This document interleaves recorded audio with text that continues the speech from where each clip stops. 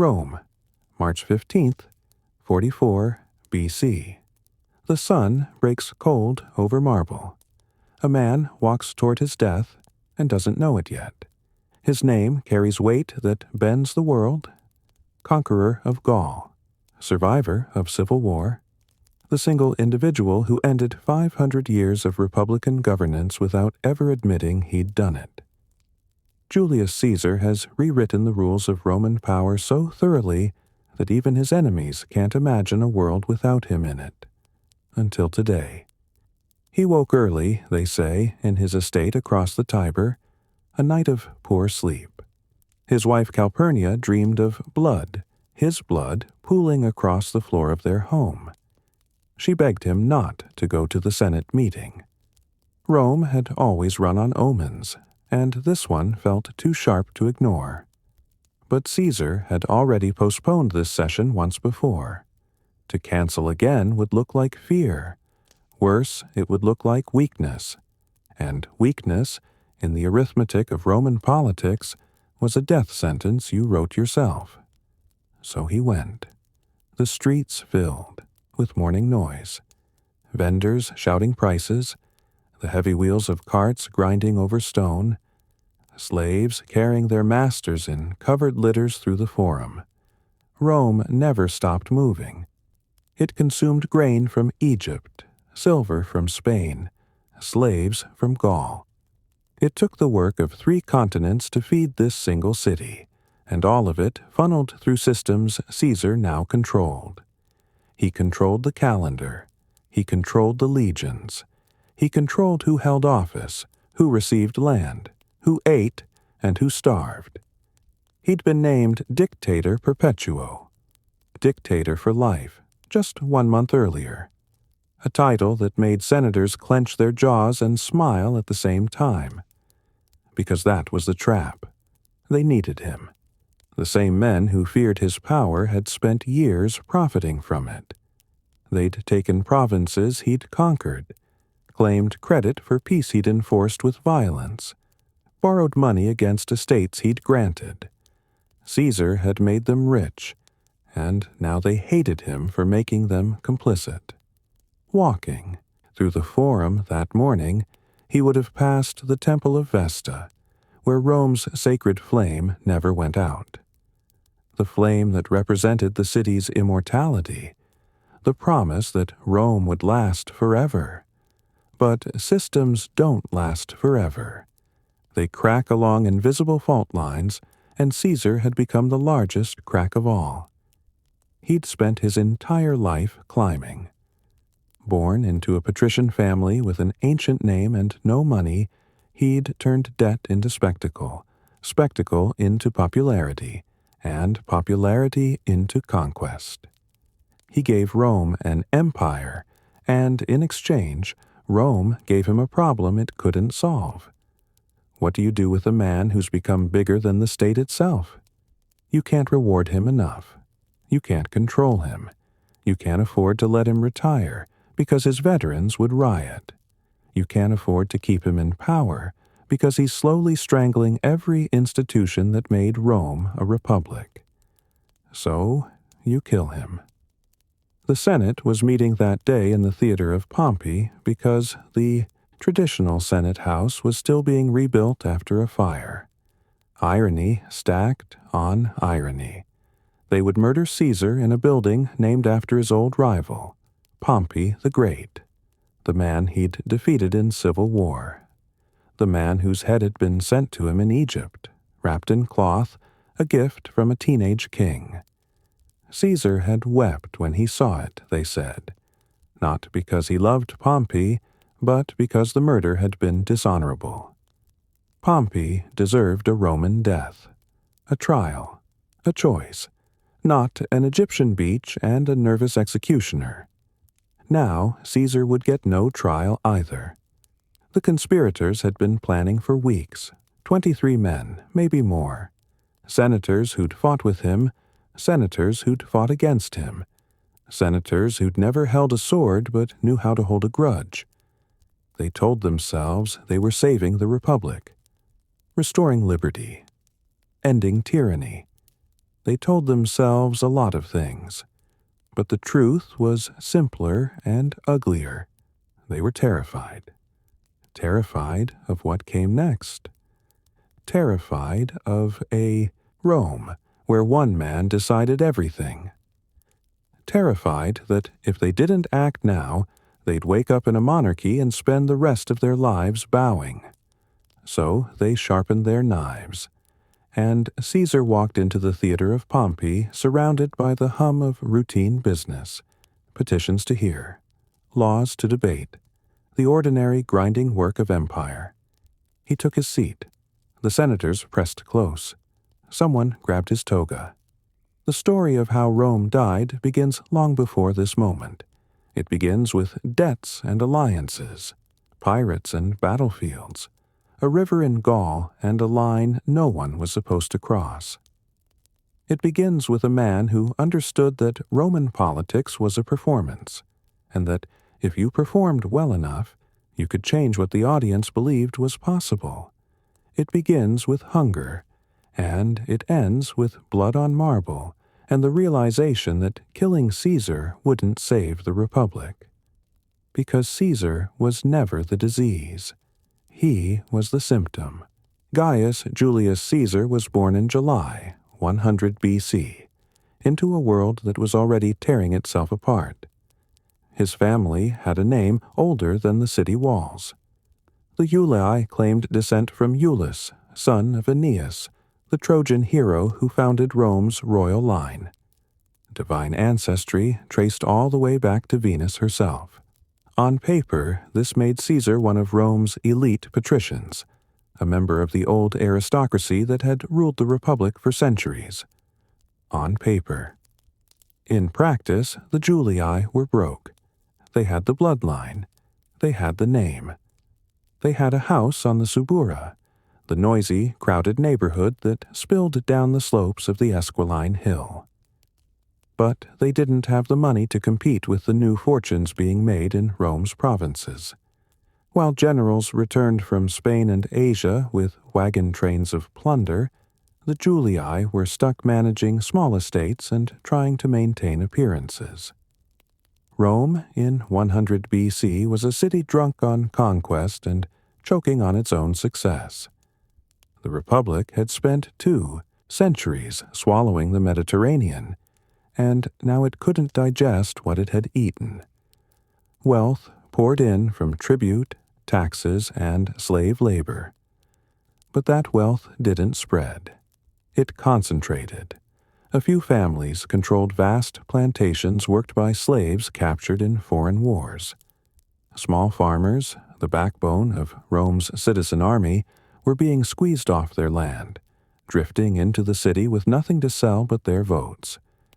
And votes, as it turned out, could be bought. This was the Rome that shaped Caesar. A place where law and violence had stopped pretending to be separate things, where political debates ended with mobs in the streets, where reformers got beaten to death by rival senators using the legs of broken chairs. His father held minor offices. A praetor, maybe. Nothing spectacular. He died when Caesar was 15, leaving the boy as head of household.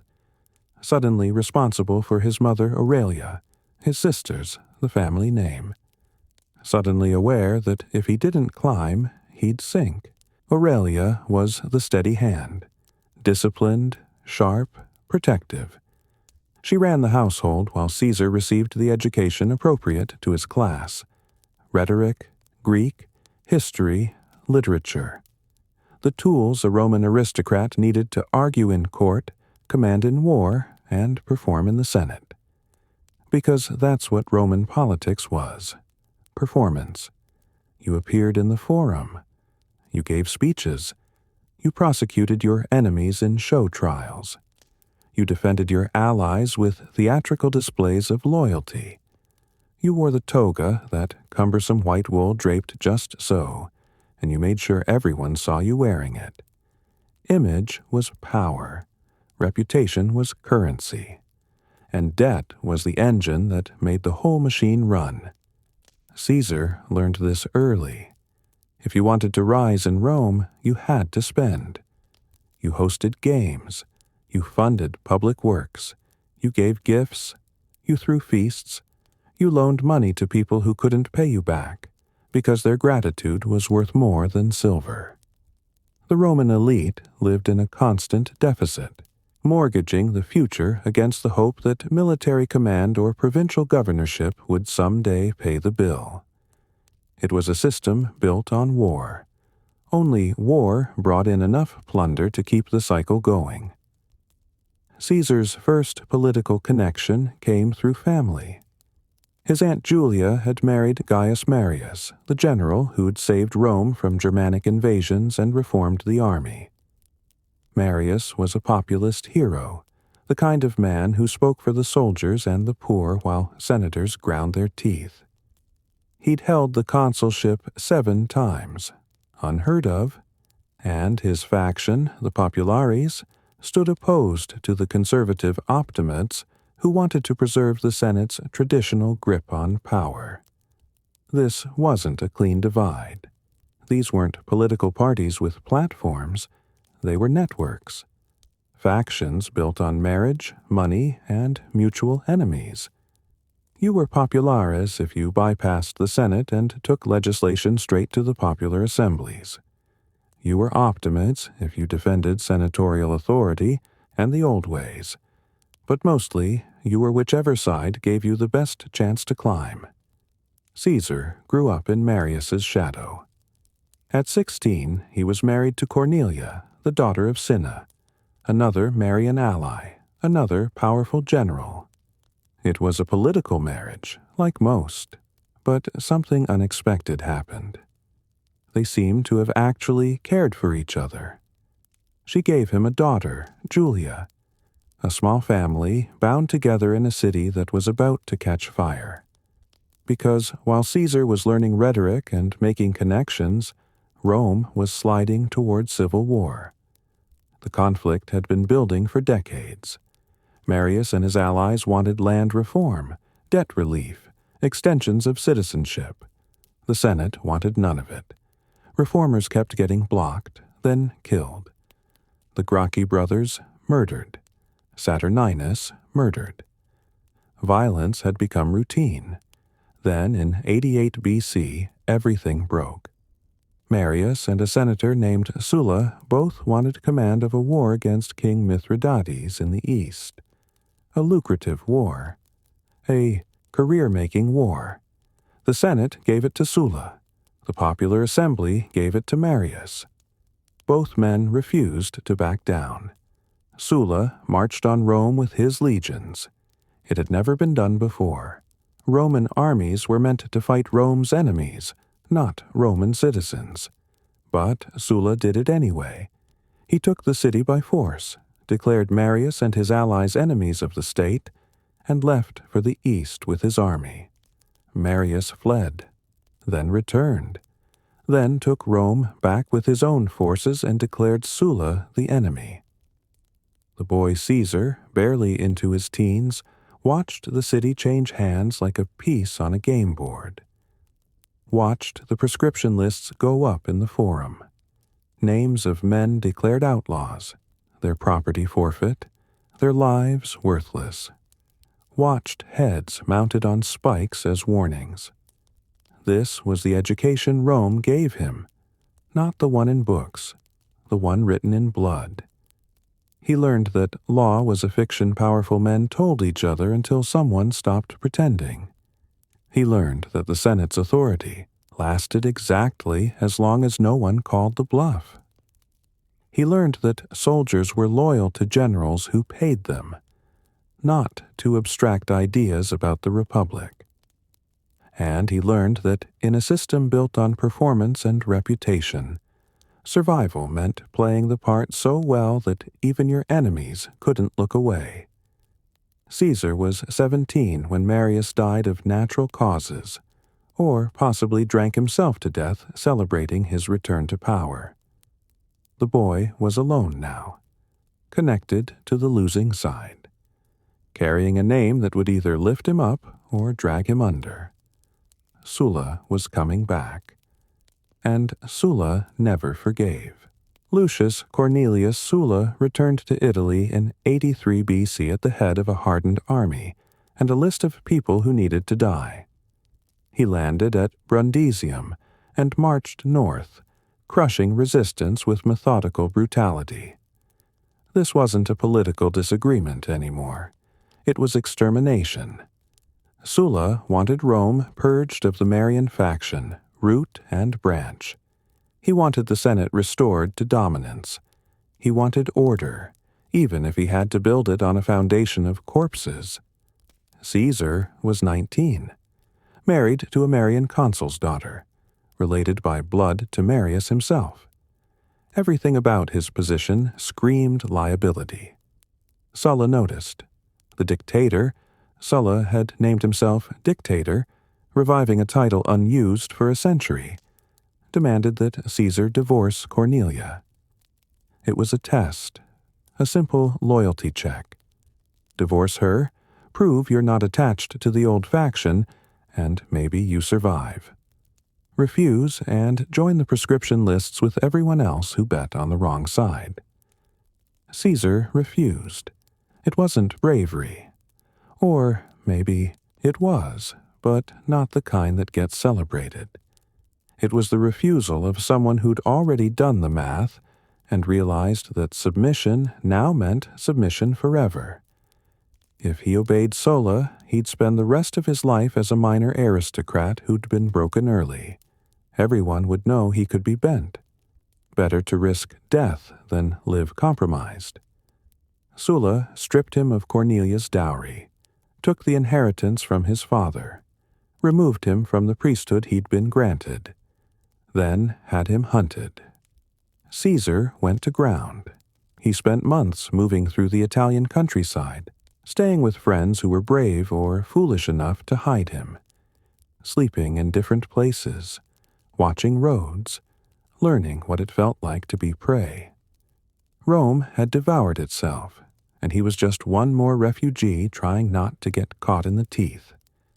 At some point, sources disagree on when, he was captured by Sulla's soldiers in the Sabine Hills, sick with fever, broke, alone.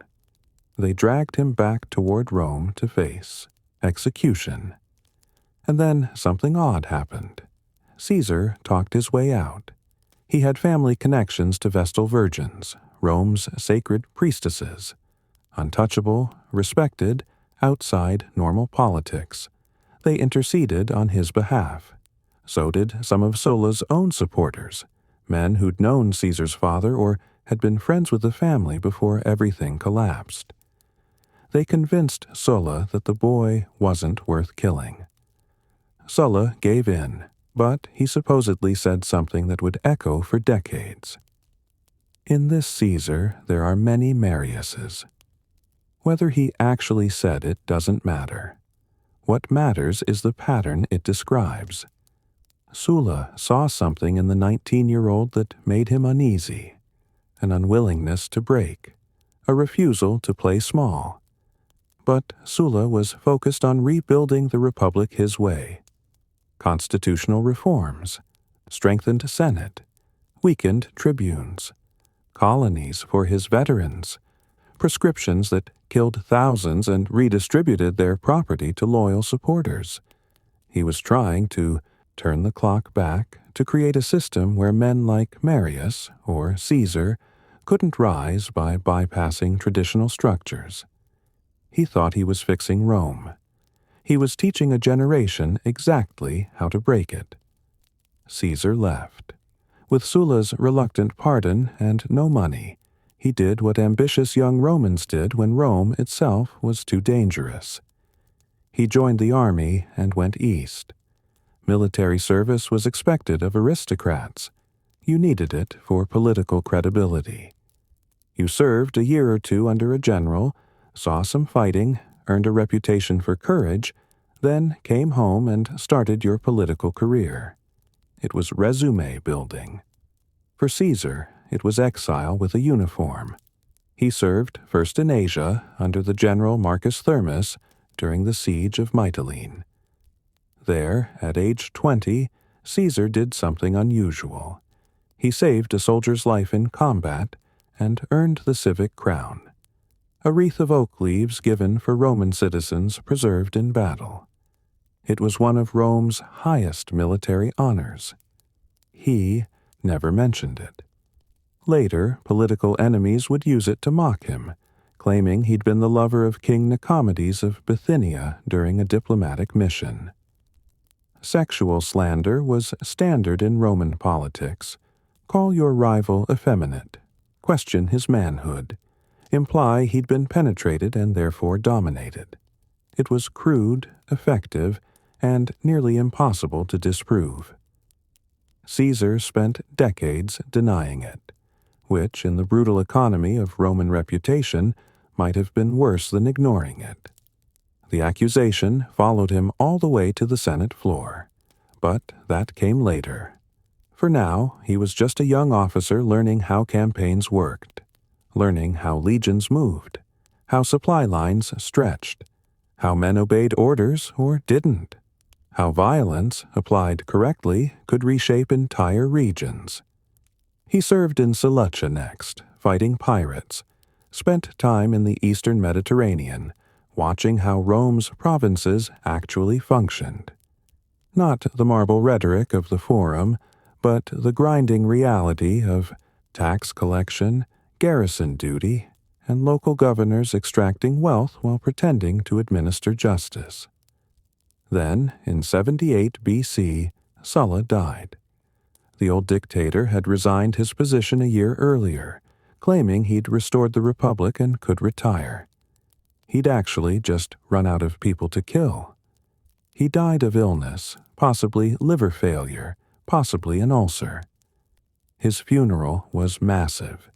His body was cremated in the Forum with full honors, and his ashes were buried in the Campus Martius. And the system he'd built to contain men like Caesar began falling apart immediately. Caesar came back to Rome. He was 22, broke, married to a woman whose father had been executed by the regime. His inheritance was gone. His family estates had been confiscated. He had a name, a bloodline, and nothing else. So he started talking. Roman courts were the arena where young men made their names. You prosecuted someone powerful, dragged them into a public trial, gave speeches that the crowd repeated. Win or lose, you became known. You became someone people talked about. Caesar prosecuted Gnaeus Cornelius Dolabella, a former consul who'd enriched himself as governor of Macedonia. The charges were extortion and corruption, standard stuff. Dolabella was guilty, probably, but he was also well connected and defended by Rome's best orator, Hortensius. Caesar lost. But he'd been noticed. His speaking style was sharp, controlled, and devastatingly precise. Not Cicero's rolling periods or Hortensius's theatrical flair, something colder, more surgical. He prosecuted another case the next year, lost again. But he was building a reputation as someone who wasn't afraid to go after powerful men. Then he left Rome again, this time to study rhetoric in Rhodes under Apollonius Molon, the same teacher who'd trained Cicero. Caesar spent months working on his delivery, his phrasing, his presence. He was constructing himself, learning how to perform the role of the man he wanted to become. The ship never made it to Rhodes. Off the coast of Pharmacusa, a small island in the Aegean, his vessel was intercepted by Cilician pirates. They took him hostage. And Caesar, at age 25, learned something else about power, how it looks when you refuse to act like a victim. Caesar came back to Rome in 73 BC with no money and a plan that required a fortune. He'd survived pirates. He'd survived Sulla. He'd built a minor reputation as a prosecutor and a speaker. Now he needed to convert survival into success, and in Rome that meant spending money he didn't have. The path forward was clear, seek election to minor offices, build alliances, fund public works, host games, climb the cursus honorum, the ladder of magistracies that led from quaestor to aedile to praetor to consul. Each office came with responsibilities, prestige, and, most importantly, opportunities to distribute favors and extract loyalty. But you couldn't win elections without spectacle, and spectacle required cash. So Caesar borrowed. Not small amounts. Enormous sums from men like Crassus, the wealthiest man in Rome. Crassus had made his fortune in the Sullan prescriptions, buying up confiscated estates at brutal discounts, then renting them out or selling them for profit. He owned silver, mines, entire neighborhoods, slaves by the thousands. He loaned money to aristocrats at rates that kept them permanently in debt. Caesar became one of those aristocrats. The relationship was transactional. Crassus wanted political allies. Caesar wanted capital. Both men understood that in Rome's patronage system, debt created obligation, and obligation created power. You didn't pay Crassus back with silver. You paid him back with votes, legislation, and influence. Caesar's first significant office was quaestor in 69 BC. A financial role, junior but necessary. It gave him a seat in the Senate and sent him to further Spain as assistant to the provincial governor. Spain was rough duty, undeveloped, violent, still resisting Roman control in some regions. But it was also a place to make connections and skim just enough from tax collection to begin paying down debts.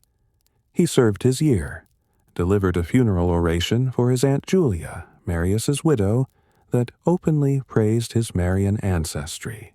Risky, given that Sulla's supporters still controlled much of the Senate. But Caesar was testing boundaries, seeing how much he could claim his family's past without triggering retaliation. He got away with it.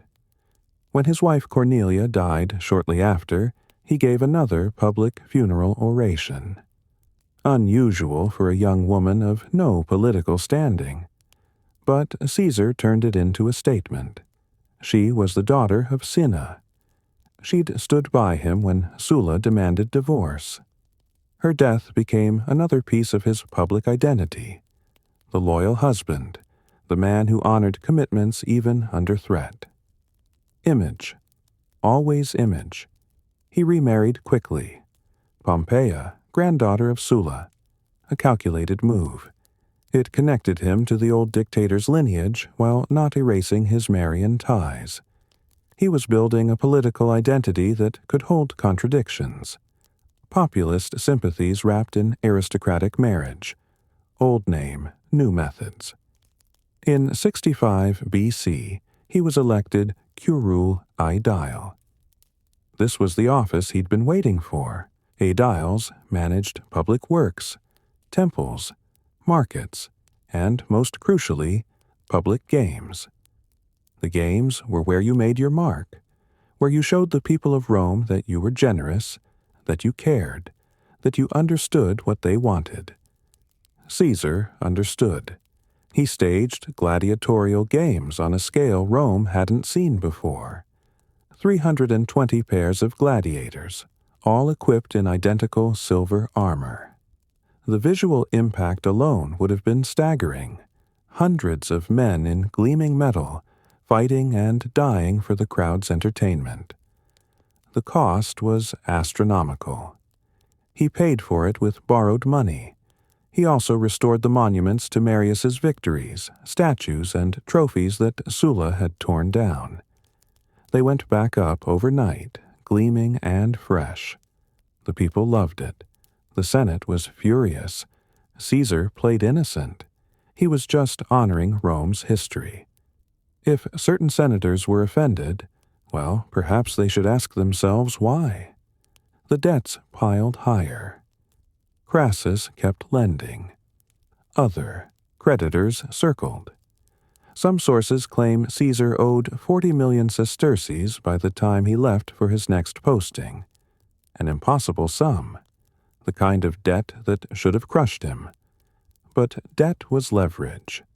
As long as he kept climbing, kept delivering returns to his creditors in the form of political victories and influence, they'd keep him afloat.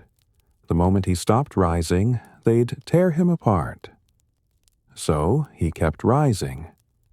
In 63 BC, he ran for Pontifex Maximus, chief priest of Rome's state religion. An odd position for someone buried in debt and known for populist stunts. It was supposed to go to a senior, respected figure. Caesar was 37, still young by Roman standards, still carrying the reputation of someone who pushed boundaries.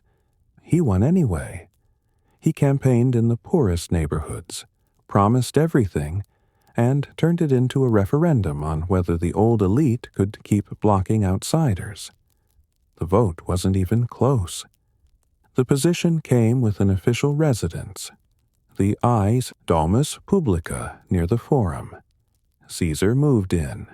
He now held religious authority over Rome's most sacred rituals, and he'd won it by outmaneuvering men twice his age. That same year, the Catilinarian conspiracy erupted. A senator named Catiline, deep in debt and blocked from the consulship, tried to organize a coup. Armed rebellion in the Italian countryside. Plans to burn Rome. Assassination lists. The Senate panicked. Cicero, serving as consul, uncovered the plot and had the conspirators arrested. Then came the debate. What to do with them? Execute them immediately without trial, or imprison them and hold a formal proceeding?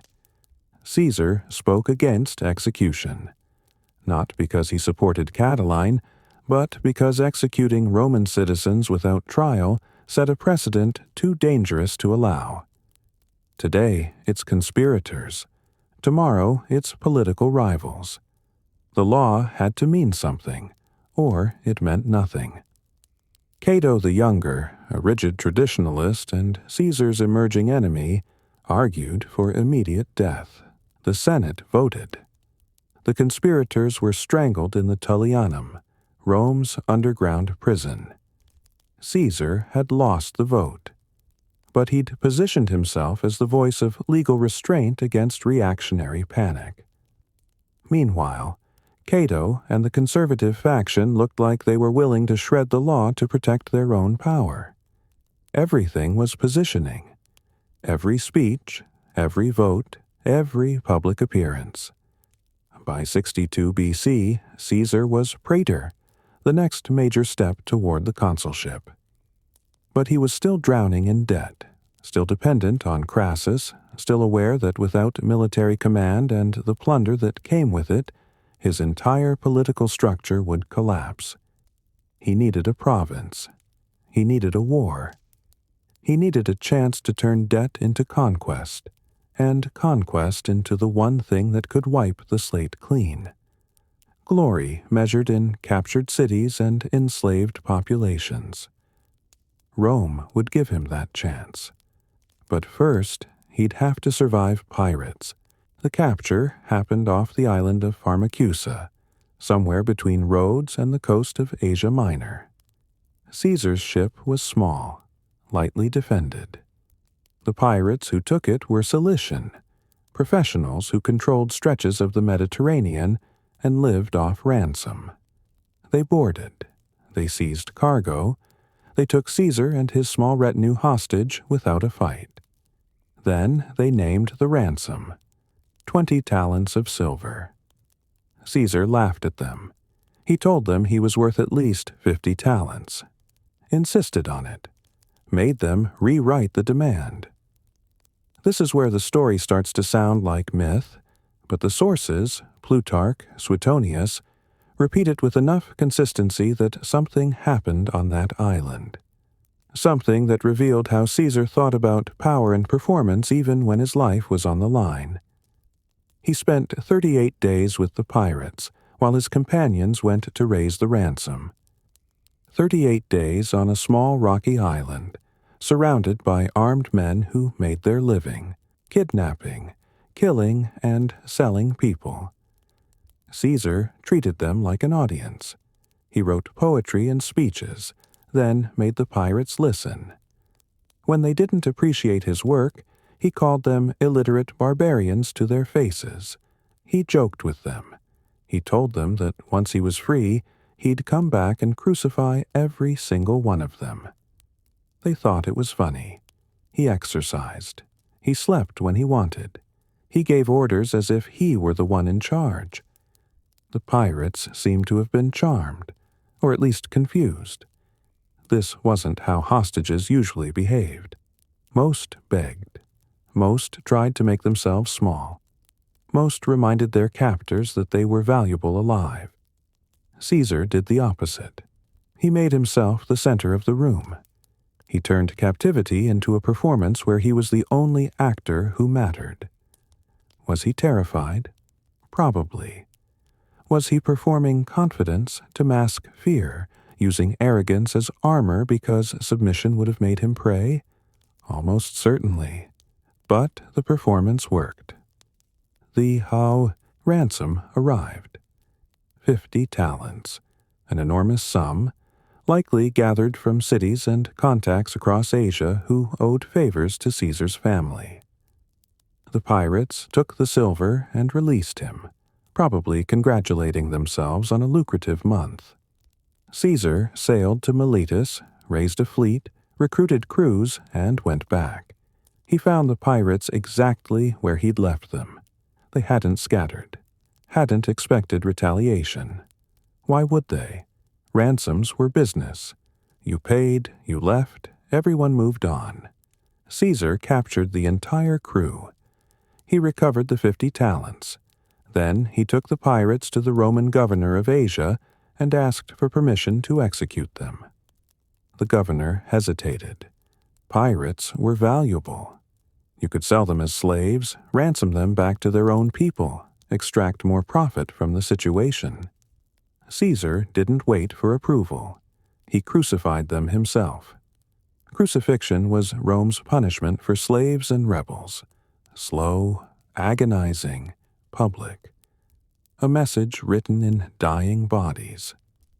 Caesar had the pirates raised on crosses along the coast where anyone sailing by could see them.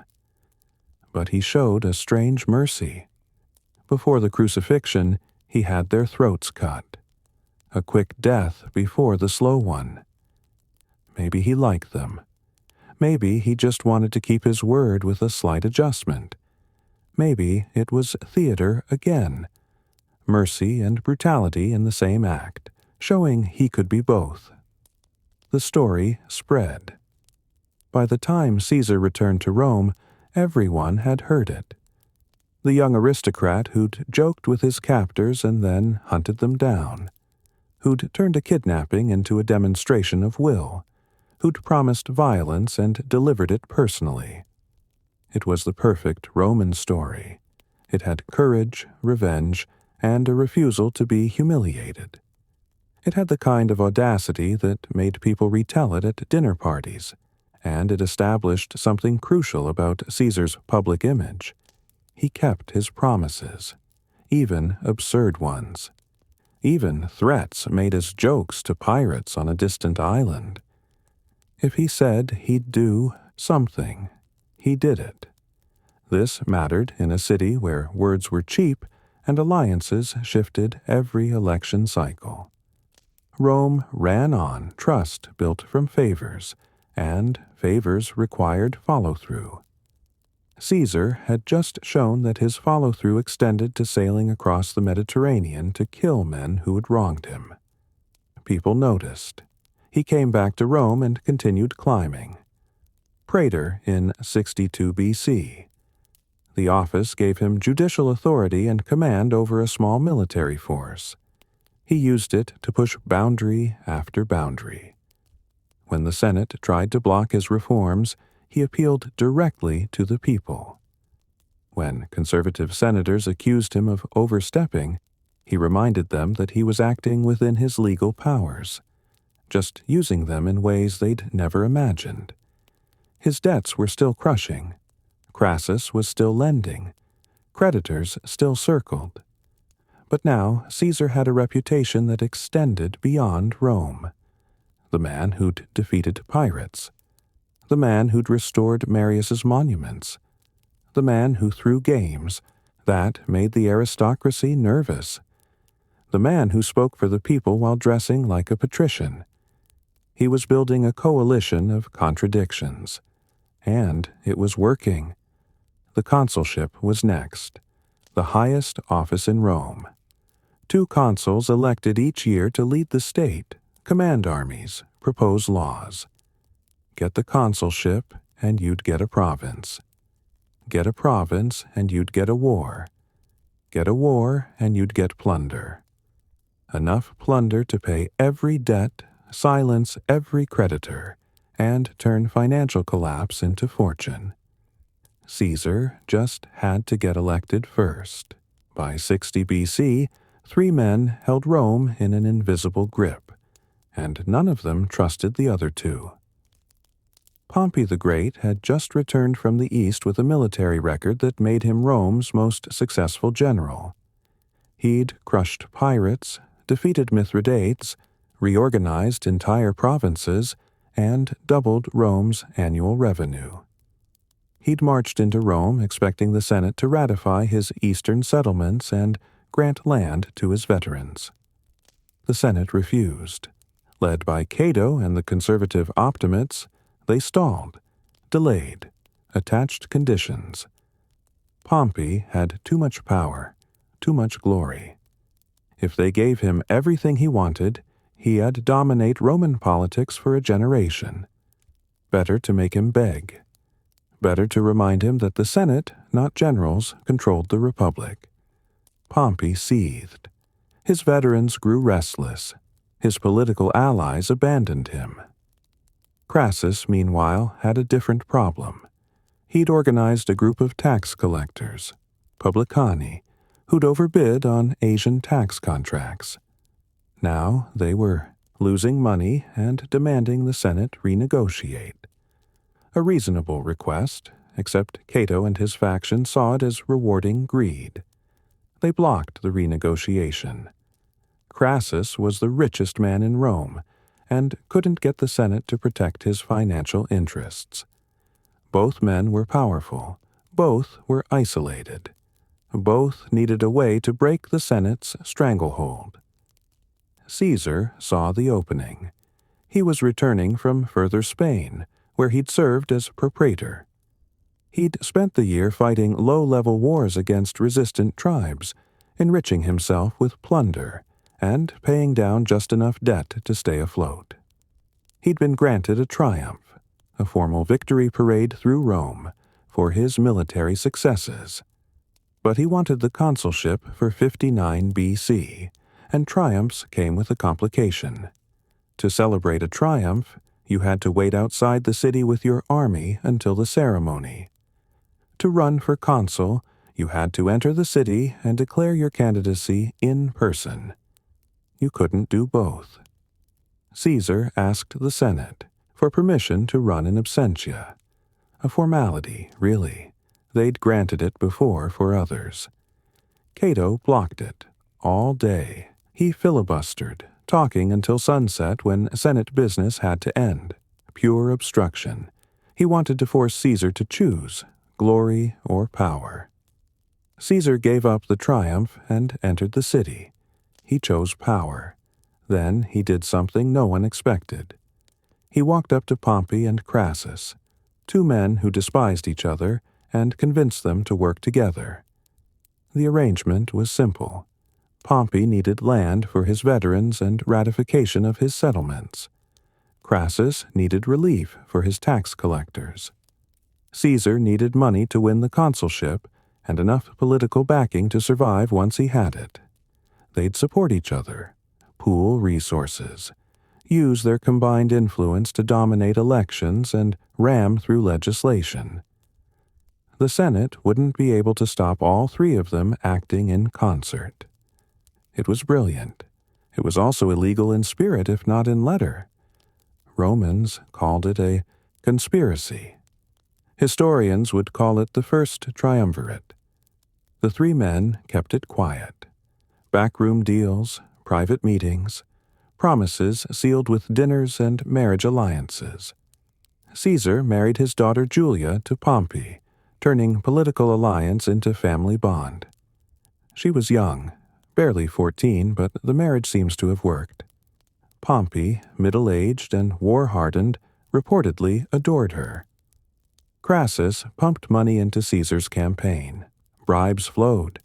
Voters were bought in blocks. The elections of 59 BC were among the most corrupt in Roman history, which was saying something. Caesar won. He became consul alongside Marcus Bibulus, a conservative ally of Cato. Bibulus hated Caesar, spent his entire year in office trying to obstruct him. It didn't matter. Caesar bypassed the Senate entirely. He took legislation straight to the popular assemblies: land reform for Pompey's veterans, tax relief for Crassus's publicani, laws that rewarded his supporters and punished his enemies. When Bibulus tried to use religious technicalities to block votes, Caesar ignored him. When Bibulus declared he was watching the sky for omens, a traditional way to suspend public business, Caesar held assemblies anyway. The Senate was furious but powerless. Cato shouted. Bibulus locked himself in his house and refused to appear in public. None of it mattered. The triumvirate controlled the assemblies, the courts, and the streets. Caesar's consulship was a constitutional crisis dressed up as reform. He was following the letter of the law while shredding its spirit, using the people's authority to override the Senate's, proving that if you had enough money, enough veterans, and enough popular support, you could ignore Rome's traditional power structures entirely, and the Senate couldn't stop you. Then came the question of what happened after his consulship ended. 1-year terms meant you were vulnerable the moment you left office. Political enemies could prosecute you for anything you'd done. Financial backers could call in debts. You needed protection. You needed a province with an army. Caesar arranged his own. Through a friendly tribune, he got himself assigned to Cisalpine Gaul, northern Italy, and Illyricum for 5 years. Unprecedented. Provincial commands usually lasted 1 or 2 years. 5 years gave him time to build a power base, enrich himself, and create a veteran army loyal to him personally. Then news came that the governor of Transalpine Gaul had died. Transalpine Gaul, modern France, was barely Roman, a thin strip of coastal province surrounded by tribal territories that raided, traded, and fought each other in cycles. It was unstable, violent, and full of opportunities for a general looking to make a name. Caesar added it to his command. Now he controlled 3 provinces and multiple legions. He had 5 years to do whatever he wanted beyond the Senate's oversight. And he was drowning in debt with a reputation for pushing limits and a list of enemies who'd tear him apart the moment he returned to civilian life. The Senate knew what was coming. Cato knew. Bibulus knew. Even Cicero, who'd tried to stay neutral, knew. Caesar was going to start a war. Not because Gaul threatened Rome, not because there was a strategic necessity, but because war was the only way out of the trap he'd built for himself. War brought plunder. Plunder paid debts. Victory brought glory. Glory brought political immunity. And if he won big enough, he'd come back to Rome untouchable. Before he left, there was one more scandal. A religious festival, the rites of Bona Dea, restricted to women only, was held at Caesar's house. A young aristocrat named Clodius snuck in disguised as a woman, apparently to meet Caesar's wife Pompeia. He was caught. The scandal exploded. Was Pompeia having an affair? Was Caesar humiliated? Caesar divorced her immediately. When asked why, since the charges were never proven, he gave an answer that became famous. Caesar's wife must be above suspicion. Image, always image. Even personal scandal became an opportunity to perform dignity and control. He left for Gaul in 58 BC, 4 legions, a mandate that stretched 5 years, debts that could crush kingdoms, and a hunger that Rome had spent decades feeding. The Republic had created him, encouraged him, funded him, given him every tool he needed to become something the Republic couldn't control. Now he'd use those tools to conquer an area the size of modern France, kill 1 million people, enslave another 1 million, and transform himself from a corrupt politician into a military genius. The Senate thought they were sending him away. They were giving him an empire. Caesar arrived in Gaul with 4 legions, and a problem that wasn't his yet. The Helvetii, a Celtic tribe from modern Switzerland, were migrating. 368,000 people, they claimed, including women, children, and elderly. They'd burned their villages behind them and were moving west through Gaul, looking for new territory. They weren't attacking Rome. They weren't threatening Roman citizens. They were just moving through lands that weren't technically Roman. Caesar stopped them anyway. He claimed they were a threat, that their migration would destabilize Gaul and eventually threaten the Roman province, that if he didn't act, the entire region would collapse into chaos. It was justification wrapped around opportunity. Rome's Senate hadn't authorized a war against the Helvetii, but Caesar was proconsul of Gaul with imperium, the authority to make military decisions without waiting for permission from Rome. So he made one. He met the Helvetii at the Saone River, caught them in the middle of crossing, slaughtered the rear guard while they were vulnerable, then chased the main force across Gaul, shadowing them for weeks until supplies ran low and they asked for terms.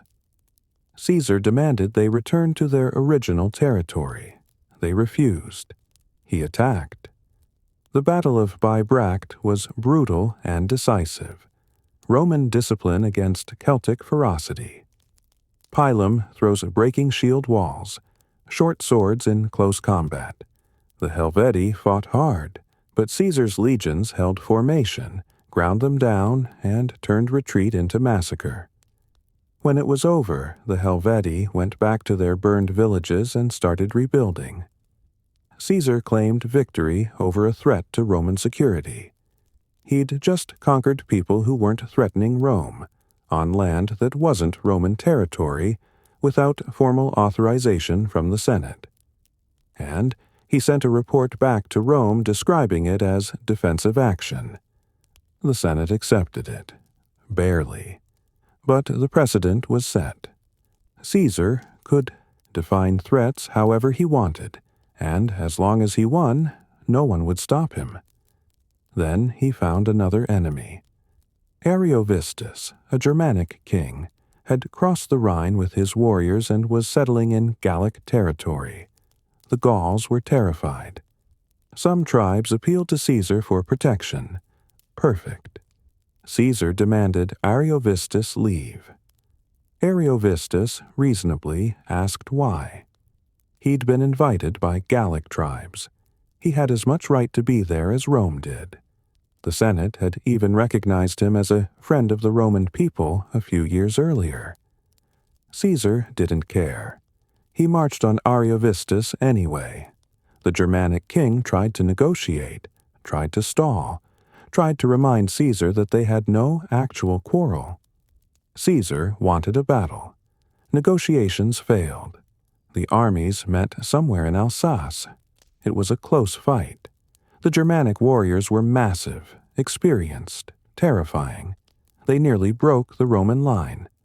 But Caesar rallied his troops personally, grabbed a shield, and pushed into the front ranks. The Soldiers saw their commander fighting alongside them and held. The Germans broke first, fled back across the Rhine. Thousands drowned trying to escape. Ariovistus barely made it back alive. Caesar had now defeated 2 major groups in a single campaign season. He sent another report to Rome, framing it as protecting Gaul from barbarian invasions. The Senate voted him a thanksgiving, a public celebration. 15 days of feasting and games. Unprecedented for a proconsul's first year. Cato was furious. He argued that Caesar's wars were illegal, that he was manufacturing conflicts to justify conquest. He was right. But Caesar was also popular. The people loved victories, loved the plunder flowing back to Rome, loved reading dispatches where their general defeated barbarians and expanded Roman influence. Caesar understood something crucial. It didn't matter if the wars were legal, it mattered if they were successful. He spent the next 7 years proving it. Campaign after campaign. Tribe after tribe. The Belgae in the north, fierce warriors who nearly overwhelmed his legions through sheer aggression. The Nervii, who ambushed him during a river crossing and almost destroyed 2 legions before Caesar personally organized a desperate counterattack. He fought the Veneti, a maritime tribe in Brittany, and had to build a fleet from scratch to defeat them. He crossed the Rhine, twice, constructing massive timber bridges just to march across, raid Germanic territory, and march back. A demonstration of Roman engineering and power. He invaded Britain, twice. The first time was a near disaster. Storms destroyed ships. The Britons harassed his forces. He barely made it back to Gaul. The second invasion was better planned. Larger force, more preparation. He defeated British tribes, extracted tribute, and returned to Gaul with enough plunder and prestige to call it a victory. Britain gave Rome nothing of strategic value, but it gave Caesar something priceless. He'd gone beyond, the edge of the known world, and come back alive. The reports he sent to Rome were masterpieces of propaganda, written in clear, direct Latin, third-person narration that made him sound objective while highlighting his genius. Detailed descriptions of Gallic customs, German tribes, British geography. He was writing military dispatches as literature. The Commentari de Bello Gallico, commentaries on the Gallic War, became bestsellers. Romans read them in the Forum, copied them, passed them around. They made Caesar famous not just as a general but as an author. He was constructing his own myth in real time. But the war was real. Hundreds of thousands dead. Entire tribes wiped out or sold into slavery. Villages burned. Populations relocated. The campaigns were genocide wrapped in the language of security and civilization. Modern estimates suggest 1 million Gauls died during Caesar's campaigns. Another 1 million were enslaved. The wealth extracted, gold, silver, slaves, land, was staggering, and every coin, every slave, every scrap of plunder reinforced Caesar's position back in Rome. He paid his soldiers well, sent gifts to allies, loaned money to senators, funded public works. His debts began to shrink. His political network grew stronger. Meanwhile, the triumvirate was fracturing. Julia, Caesar's daughter and Pompey's wife, died in childbirth in 54 BC. The personal bond holding Caesar and Pompey together was gone. Crassus left for Parthia seeking his own military glory and got himself killed at Carrhae in 53 BC. His army destroyed, his head sent to the Parthian king as a trophy. Now it was just Caesar and Pompey, and the Senate, led by Cato, working to drive a wedge between them. Pompey started drifting toward the Optimates. They flattered him, gave him sole consulship in 52 BC after gang violence paralyzed Rome, made him responsible for restoring order. He'd always been more comfortable with the Senate than with populist politics. Caesar saw it happening, saw his alliance collapsing, saw the trap closing. If he came back to Rome without an army, his enemies would prosecute him for everything he'd done in Gaul: illegal wars, constitutional violations, corruption. They'd destroy him in court, confiscate his property, exile him. But if he kept his command, extended it indefinitely, he'd look like a tyrant preparing to march on Rome. He needed more time, needed another term as consul that would give him legal immunity, needed to transition from military commander back to civilian magistrate without a gap where his enemies could strike. The Senate refused. Led by Cato, they insisted Caesar give up his provinces and return to Rome as a private citizen before running for consul. Caesar knew what that meant. It meant trials, ruin, possibly death. So he stalled, negotiated, sent letters proposing compromises. He'd give up Transalpine Gaul, but keep Cisalpine Gaul and 2 legions. No, he'd give up everything but keep his imperium until the consular elections. The Senate kept saying no. Cato and the hardliners wanted total surrender, wanted Caesar powerless before he set foot in Italy. And while they negotiated, Gaul exploded. A young Gallic chieftain named VERCINGETORIX united the tribes Caesar had spent years dividing. For the first time, the Gauls were fighting back as a coordinated force. And Caesar was about to face the closest thing to a defeat he'd ever known. The war that was supposed to be over was starting again. And this time, the enemy knew how Romans fought. Vercingetorix understood what most Gallic leaders hadn't. You couldn't beat Rome in open battle. The legions were too disciplined, too well-equipped. They built fortifications overnight, turned every camp into a miniature fortress, fought in formations that could absorb shock and grind down attackers through sheer endurance. So Vercingetorix changed the game. He avoided pitched battles, burned crops and villages to deny the Romans supplies, harassed their foraging parties, drew them deeper into hostile territory where supply lines stretched thin and local populations hated them. Scorched earth, guerrilla warfare, strategic patience. It almost worked. In 52 BC, Caesar's legions were scattered across Gaul in winter quarters when the revolt broke out. Vercingetorix struck fast, attacking Roman allies and isolating Roman forces. He united tribes that had been fighting each other for generations, all focused on a single goal: drive Rome out of Gaul. Caesar was in Cisalpine Gaul when news arrived. He crossed the Alps in winter, something commanders didn't do, and reunited his scattered legions through forced marches that pushed men to the edge of collapse. Then he went on the offensive. He took Gallic towns one by one. Avaricum, where his soldiers massacred the entire population after a siege. 40,000 people killed in a single day. Caesar justified it as necessary. Vercingetorix had ordered the town abandoned and burned, but local leaders refused. So when the Romans finally broke through, they showed no mercy. The massacre was strategic. It was also a message: resist and die.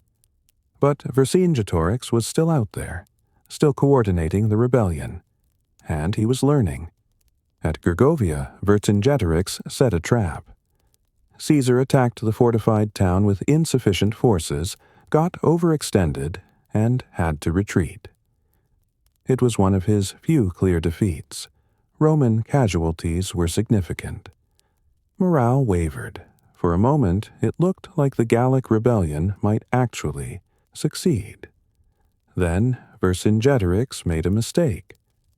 Instead of continuing the guerrilla strategy, he let himself be drawn into a set-piece confrontation. Maybe his coalition was fracturing.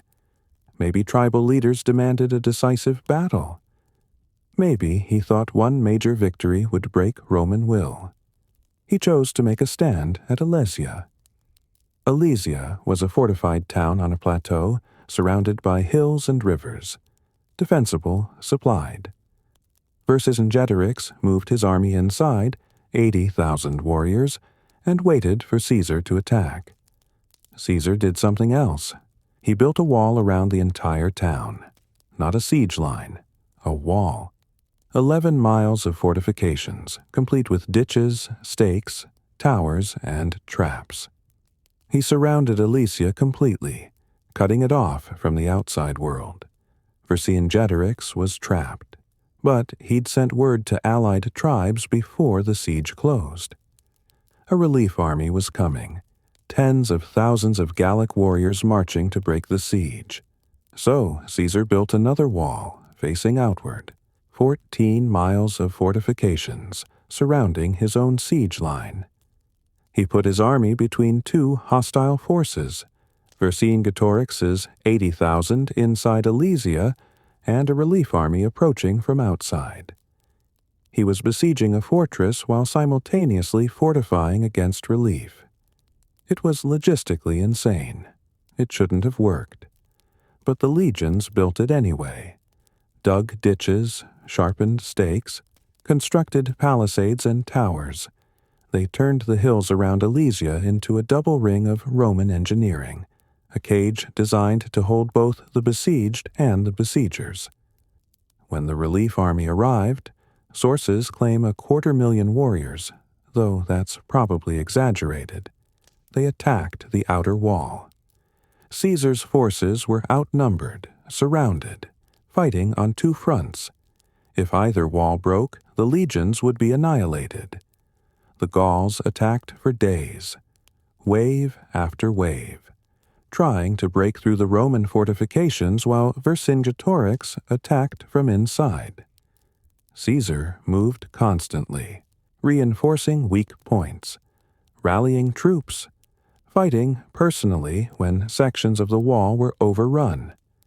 At one point, he threw in his last reserves, Germanic cavalry he'd recruited, and they broke the Gallic assault at the critical moment. The relief army fractured, retreated, dissolved back into tribal groups. Inside ALESIA, supplies were gone.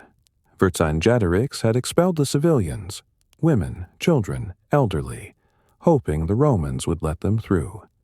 Caesar refused. They starved in no man's land between the walls, visible to both armies, a horror designed to break morale. Vercingetorix surrendered.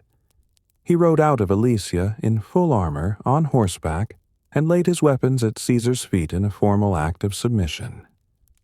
Plutarch claims he circled Caesar in silence before dismounting, theatrical to the end.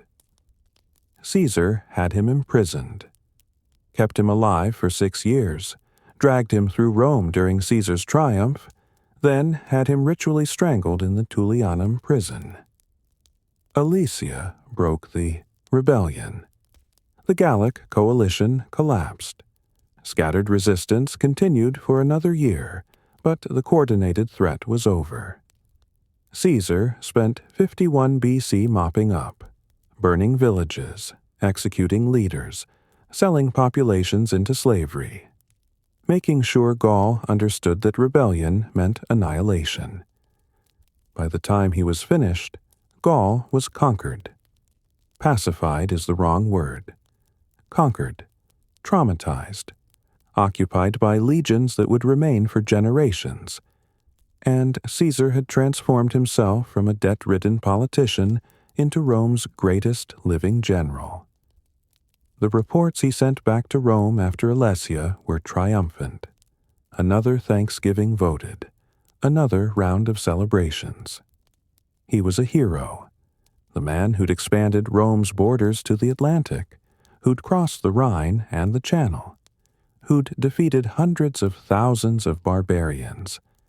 The Senate, led by Cato, saw something else. A general with veteran legions who'd just proven he could win against overwhelming odds. A general who still refused to give up his command. The negotiations continued. Caesar wanted to transition smoothly to a second consulship. The Senate wanted him disarmed and vulnerable. Pompey, now aligned with the Senate, proposed a compromise. Both he and Caesar would give up their commands simultaneously. It was a trap. Pompey's provinces were in Spain, but he governed them through legates while staying near Rome. He could give up formal command and still control his forces. Caesar's legions were in Gaul, loyal to him personally.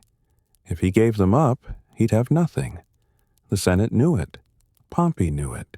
Caesar knew it. In December 50 BC, the Senate issued an ultimatum. Tribune Mark Antony, Caesar's ally, read a letter from Caesar offering one final compromise. The Senate rejected it, voted to declare Caesar a public enemy if he didn't disband his legions by a set date. Antony and another tribune, Cassius, tried to veto. The Senate ignored them. They fled Rome in disguise, fearing for their lives, and rode north to Caesar's camp. Caesar now had a choice: obey the Senate, disband his army, return to Rome, and face prosecution. Almost certain political destruction, possible exile, maybe death, or cross into Italy with his legions. Illegal. An act of war against the state, civil war. Either way, the Republic as it existed was over. Caesar had spent 9 years in Gaul, turning himself into something the Roman system couldn't contain. Now that system was forcing a decision. On January 10th, 49 BC, he made it. The Rubicon was a nothing river. Shallow, narrow, barely worth the name. It marked the boundary between Cisalpine Gaul and Italy proper. Cross it with an army, and you were invading Rome. No general had done it since Sulla. Caesar stood on the northern bank with a single legion, the 13th. His other forces were still scattered across Gaul, but the 13th had been with him for years. They'd fought at ALESIA. They'd built the walls. They'd survived. They'd follow him anywhere. He'd been turning the decision over for weeks. Messengers riding back and forth between his camp and Rome. Letters proposing compromises. The Senate saying no. Pompey saying no. Cato saying Caesar must be destroyed before he became another tyrant. Mark Antony and Cassius had arrived with news of their expulsion from Rome. The Senate had violated the sacrosanct rights of tribunes, representatives of the people, protected by law and tradition. It was a constitutional crisis. Or it was an excuse. Probably both. Caesar called a meeting with his officers, laid out the situation. The Senate wanted him powerless. His enemies wanted him prosecuted. If he obeyed, everything he'd built would collapse. His soldiers would be dismissed without the land and rewards they'd been promised. His allies would be destroyed. He'd face the trial for illegal wars, constitutional violations, and every other charge Cato could invent. If he crossed, it was civil war. Romans killing Romans, the Republic tearing itself apart. The officers were silent. This was the kind of decision that ended careers or made legends. Then Caesar said something that echoed down through history, though sources disagree on the exact words. The die is cast. Or maybe, let the dice fly. A gambler's phrase. The moment when you commit to the throw and can't take it back. He crossed. The 13th Legion followed. They waded through the shallow water and kept marching south. Rome panicked. Pompey had legions in Spain, but they were weeks away. He had 2 legions in Italy, partially trained, nowhere near ready for combat against Caesar's veterans. The Senate had assumed Caesar would back down, that he'd choose humiliation over civil war. They'd miscalculated. Caesar moved fast. He didn't lay siege to cities or destroy infrastructure. He made offers. Garrison troops who surrendered were allowed to join him or go home. Local officials who cooperated were left in place. He presented himself as the defender of the people's tribunes, forced into action by an illegal Senate. It was propaganda. It was also effective. Towns opened their gates. Pompey's recruits deserted. The Senate, unable to defend Italy, fled to Brundisium and then across the Adriatic to Greece. Pompey went with them, taking his core forces and leaving Italy to Caesar. Within 60 days, Caesar controlled the entire peninsula without fighting a major battle. But he wasn't done. He marched to Rome and demanded entry. The city's gates were closed by tradition to generals with imperium. Caesar ignored tradition. He entered with armed soldiers. The Senate was gone. The consuls were gone. Most of the magistrates had fled. Rome was a capital without a government. Caesar broke into the treasury, the Temple of Saturn, and seized the state's gold reserves. A tribune tried to stop him, invoking sacred law. Caesar told him to move or die. The tribune moved. It was pure autocracy dressed in emergency powers. Caesar claimed he was acting to restore constitutional order. He was actually funding a war against the legitimate government, which had fled rather than face him. He held elections, got himself appointed dictator. Legally, this time, since a praetor had stayed behind to conduct the ceremony. The dictatorship was supposed to last 6 months, long enough to stabilize the situation. Then he went after Pompey. But Pompey wasn't in Greece anymore. He was gathering forces from Rome's eastern provinces, recruiting legions, building a fleet, planning a campaign to retake Italy with overwhelming force. Caesar couldn't let him consolidate, so he split his attention. First, he went to Spain. Pompey's legates held the Spain with 7 legions. If Caesar could take Spain, he'd cut off Pompey's reinforcements and secure grain supplies. The campaign was brutal, not because of the fighting. Caesar outmaneuvered Pompey's generals at Ilerda and forced their surrender without a decisive battle, but because of the conditions.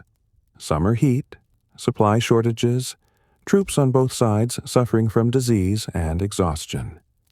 Caesar won. He let the defeated legions go home. No massacres, no prescriptions, clemency as policy. He wanted to show that he wasn't Sulla.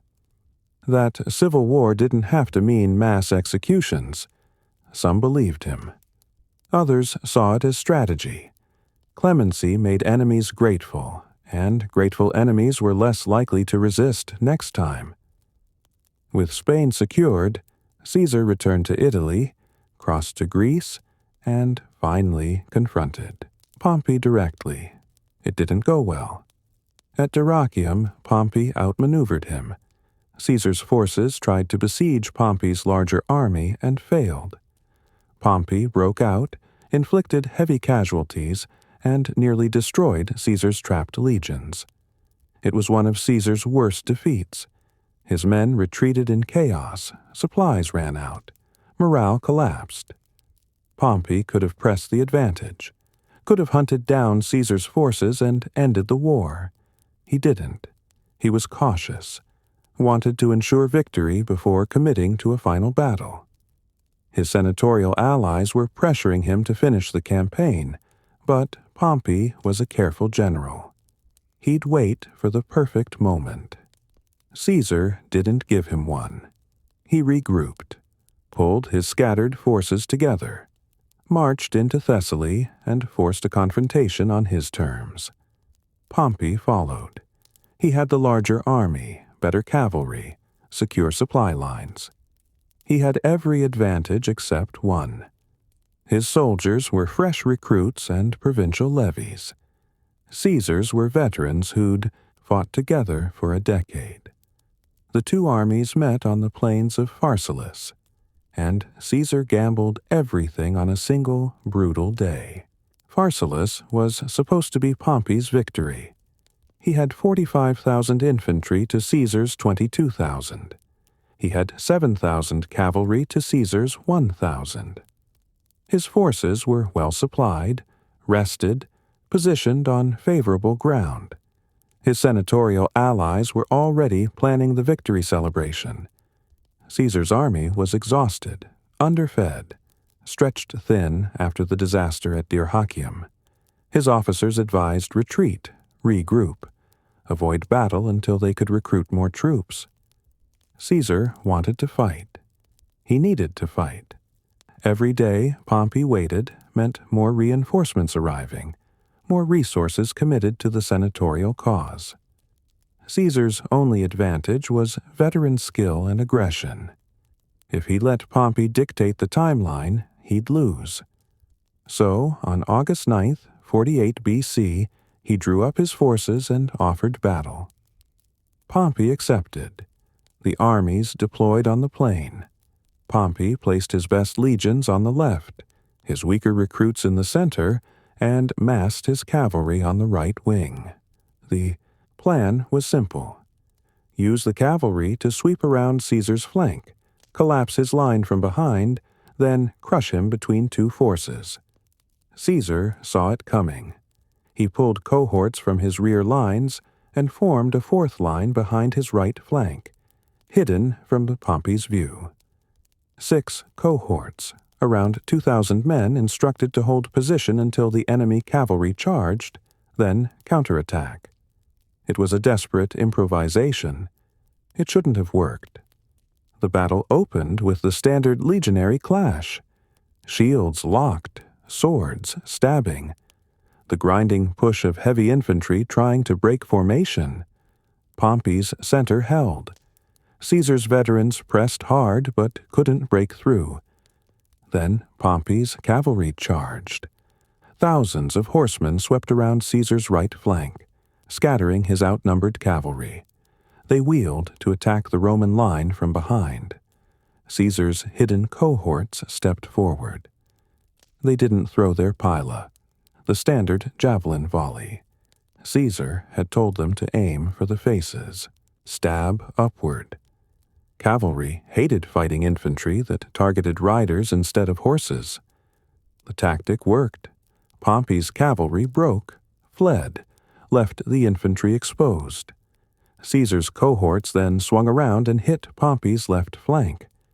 The same maneuver Pompey had planned, now reversed. The senatorial legions, already engaged with Caesar's veterans in front, couldn't handle attacks from two sides. They broke. Pompey saw his line collapsing, saw his cavalry scattered, saw the battle turning into a rout. He left the field, didn't rally his troops, didn't organize a retreat, just rode back to his camp, changed out of his general's insignia, and fled. The man who'd been Rome's greatest general abandoned his army while the fight was still ongoing. His soldiers retreated to their fortified camp. Caesar's legions followed, stormed the defenses, slaughtered the defenders. 15,000 of Pompey's men died. 24,000 surrendered. Caesar lost around 200. It was a complete, devastating, impossible victory.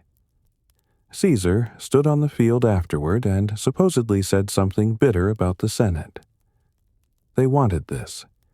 Even after all my victories, they would have condemned me if I hadn't turned to my army for help. He'd won the battle. He'd shattered the largest force the Senate could field. He'd proven that even outnumbered, his legions were unstoppable. But he hadn't ended the war. Pompey was still alive, fleeing east with whatever forces he could gather. Cato was still organizing resistance. Senatorial diehards were still refusing surrender. Caesar pursued. He chased Pompey across the Mediterranean. Pompey fled to Egypt, hoping the young pharaoh Ptolemy XIII would grant him asylum.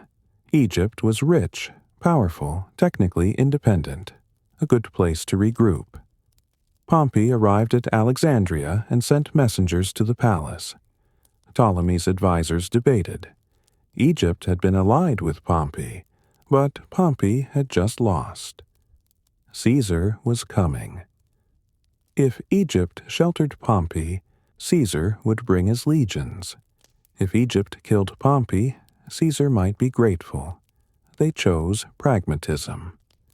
When Pompey's boat reached shore, Egyptian soldiers were waiting. They invited him to transfer to a smaller vessel for the trip to the palace. Pompey agreed, brought a few companions, stepped onto the Egyptian boat. They stabbed him in the back, cut off his head, preserved it, left his body on the beach. Caesar arrived days later. They presented him with Pompey's head as a gift, a gesture of loyalty, proof that Egypt was on his side. Caesar wept. Maybe genuine grief, maybe performance, maybe both. Pompey had been his enemy, but also his son-in-law, his old ally, a Roman who deserved better than an Egyptian beach execution. Caesar had Pompey's murderers executed, gave Pompey's body a proper Roman funeral, took the signet ring and sent it back to Rome. Then he turned his attention to Egypt itself. The kingdom was in chaos. Ptolemy XIII and his sister Cleopatra, also his wife, because Ptolemaic Egypt did sibling marriage, were fighting a civil war for the throne. Cleopatra had been exiled. Ptolemy controlled Alexandria. Caesar, with a tiny force of Roman soldiers, walked into the middle of a succession crisis and decided to settle it personally. Why? Egypt was rich. It controlled the grain supply that fed Rome, and Caesar needed money to keep funding the war. Also, he met Cleopatra. The story goes that she had herself smuggled into his quarters wrapped in a carpet. Dramatic, bold, the kind of theatrical gesture Caesar himself would have appreciated. She was 21, sharp, educated, fluent in multiple languages. She needed Roman support to take the throne. He needed Egyptian resources to finish his war. They became lovers. It wasn't just physical. Cleopatra was politically brilliant. She understood power, performance, how to manage a kingdom built on divine monarchy and bureaucratic control. She was everything Roman aristocratic women weren't allowed to be: independent, educated, ruling in her own right. Caesar installed her on the throne, which meant deposing Ptolemy, which meant fighting a war in Alexandria against the Egyptian army. The Alexandrian War was messy. Street fighting in a foreign city. Caesar's small force trapped and besieged. At one point, the great library caught fire. Some sources blame Caesar's forces, others blame the Egyptians. Priceless texts burned. Caesar nearly died when the palace was overrun, and he had to swim to safety. But he won. Killed Ptolemy. Put Cleopatra in power. Secured Egypt as a client state loyal to him personally. And he stayed. For months. Living in the palace. Cruising the Nile with Cleopatra, ignoring reports from Rome that the war was still ongoing in Africa and Spain. Cleopatra became pregnant. Gave birth to a son she named Caesarion, Little Caesar. Caesar never acknowledged him officially. Couldn't. Roman law didn't recognize marriages to foreigners. But everyone knew. He finally left Egypt in 47 BC and marched north to deal with Pharnaces, a regional king causing problems in Asia Minor. He crushed him in a 5-day campaign, sent a message back to Rome that became famous: Veni, vidi, vici. I came, I saw, I conquered. Short, brutal, perfect propaganda. The war wasn't over. Cato and Pompey's sons were still fighting in Africa, then Spain. But Caesar was winning, and the Republic was dying. Caesar should have left Egypt immediately. The war wasn't over. Cato had escaped to Africa with what remained of the senatorial forces. Pompey's sons were rallying troops in Spain. Every day Caesar spent in Alexandria was another day his enemies had to regroup. But he stayed, for months, through winter into spring. The official reason was that he needed to stabilize Egypt, ensure Cleopatra's rule was secure, protect Rome's grain supply. Valid concerns, all of them. The real reason was more complicated. Cleopatra was unlike anyone he'd encountered in Roman politics. She ruled as a living goddess, the incarnation of Isis, worshipped by her people as divine. Her power wasn't borrowed from fathers or husbands or Senate votes. It was absolute, inherited, unquestioned. She spoke 9 languages, could discuss philosophy with scholars, negotiate with merchants, command armies. She understood statecraft at a level that made most Roman senators look like amateurs. And she was 21 years old. The relationship was transactional at first. She needed Roman backing to hold the throne against her brother. Caesar needed Egyptian wealth to fund his war. But it became something else. Partnership, fascination, maybe love. They took a cruise up the Nile, a massive royal barge, hundreds of feet long, covered in gold leaf and silk. A floating palace. They sailed past temples and villages while Egypt's farmers watched their queen drift by with the Roman who'd conquered the Mediterranean. It was the kind of display that made Romans uneasy, too foreign, too monarchical. Romans were supposed to reject kings. Caesar was acting like a consort to a divine monarch. Back in Rome, people noticed. But Caesar seemed unbothered. He was seeing an alternative model of power. Egypt had been ruled by Ptolemaic monarchs for 3 centuries. No Senate debates, no yearly elections, no constant political battles for relevance. Just one ruler with absolute authority, backed by a bureaucracy that had been managing the Nile's floods since before Rome existed. It must have looked appealing, especially compared to the Senate that had tried to destroy him. During his time in Alexandria, Cleopatra became pregnant. The child, Caesarion, was born in 47 BC. Caesar never publicly acknowledged paternity. Roman law didn't recognize foreign marriages, and claiming a son by a foreign queen would have been political suicide. But he didn't deny it either. He let the rumor spread. Let Cleopatra call the boy Caesarion. Let Egyptian propaganda celebrate the union of Rome's greatest general with the goddess queen of Egypt. The Alexandrian War had been costly. Parts of the city burned during the fighting. The library, or at least warehouses connected to it, caught fire. Sources conflict on what exactly was destroyed, but something irreplaceable was lost. Caesar's forces had been outnumbered, fighting in unfamiliar urban terrain against an Egyptian army defending their capital. It was brutal, street-by-street combat. At one point, Caesar's position was overrun. He had to dive into the harbor and swim to safety while holding documents above his head to keep them dry. He survived. Ptolemy XIII didn't. The young pharaoh died during the fighting. Drowned, possibly, though details are murky. With Ptolemy dead, and no other rivals strong enough to challenge her, Cleopatra took the throne. She married her younger brother Ptolemy XIV, a formality required by Egyptian tradition, but everyone knew who held real power. Caesar left Egypt in spring of 47 BC with Egyptian gold, a secured grain supply, and a son he'd never officially claim. He marched north into Asia Minor to deal with Pharnaces II, a son of Mithridates, who'd taken advantage of the civil war to seize Roman territory in Pontus. The campaign lasted 5 days. Pharnaces had a decent army. He had favorable terrain. He thought he could negotiate, stall, maybe extract concessions. Caesar attacked immediately. One brutal battle at Zela.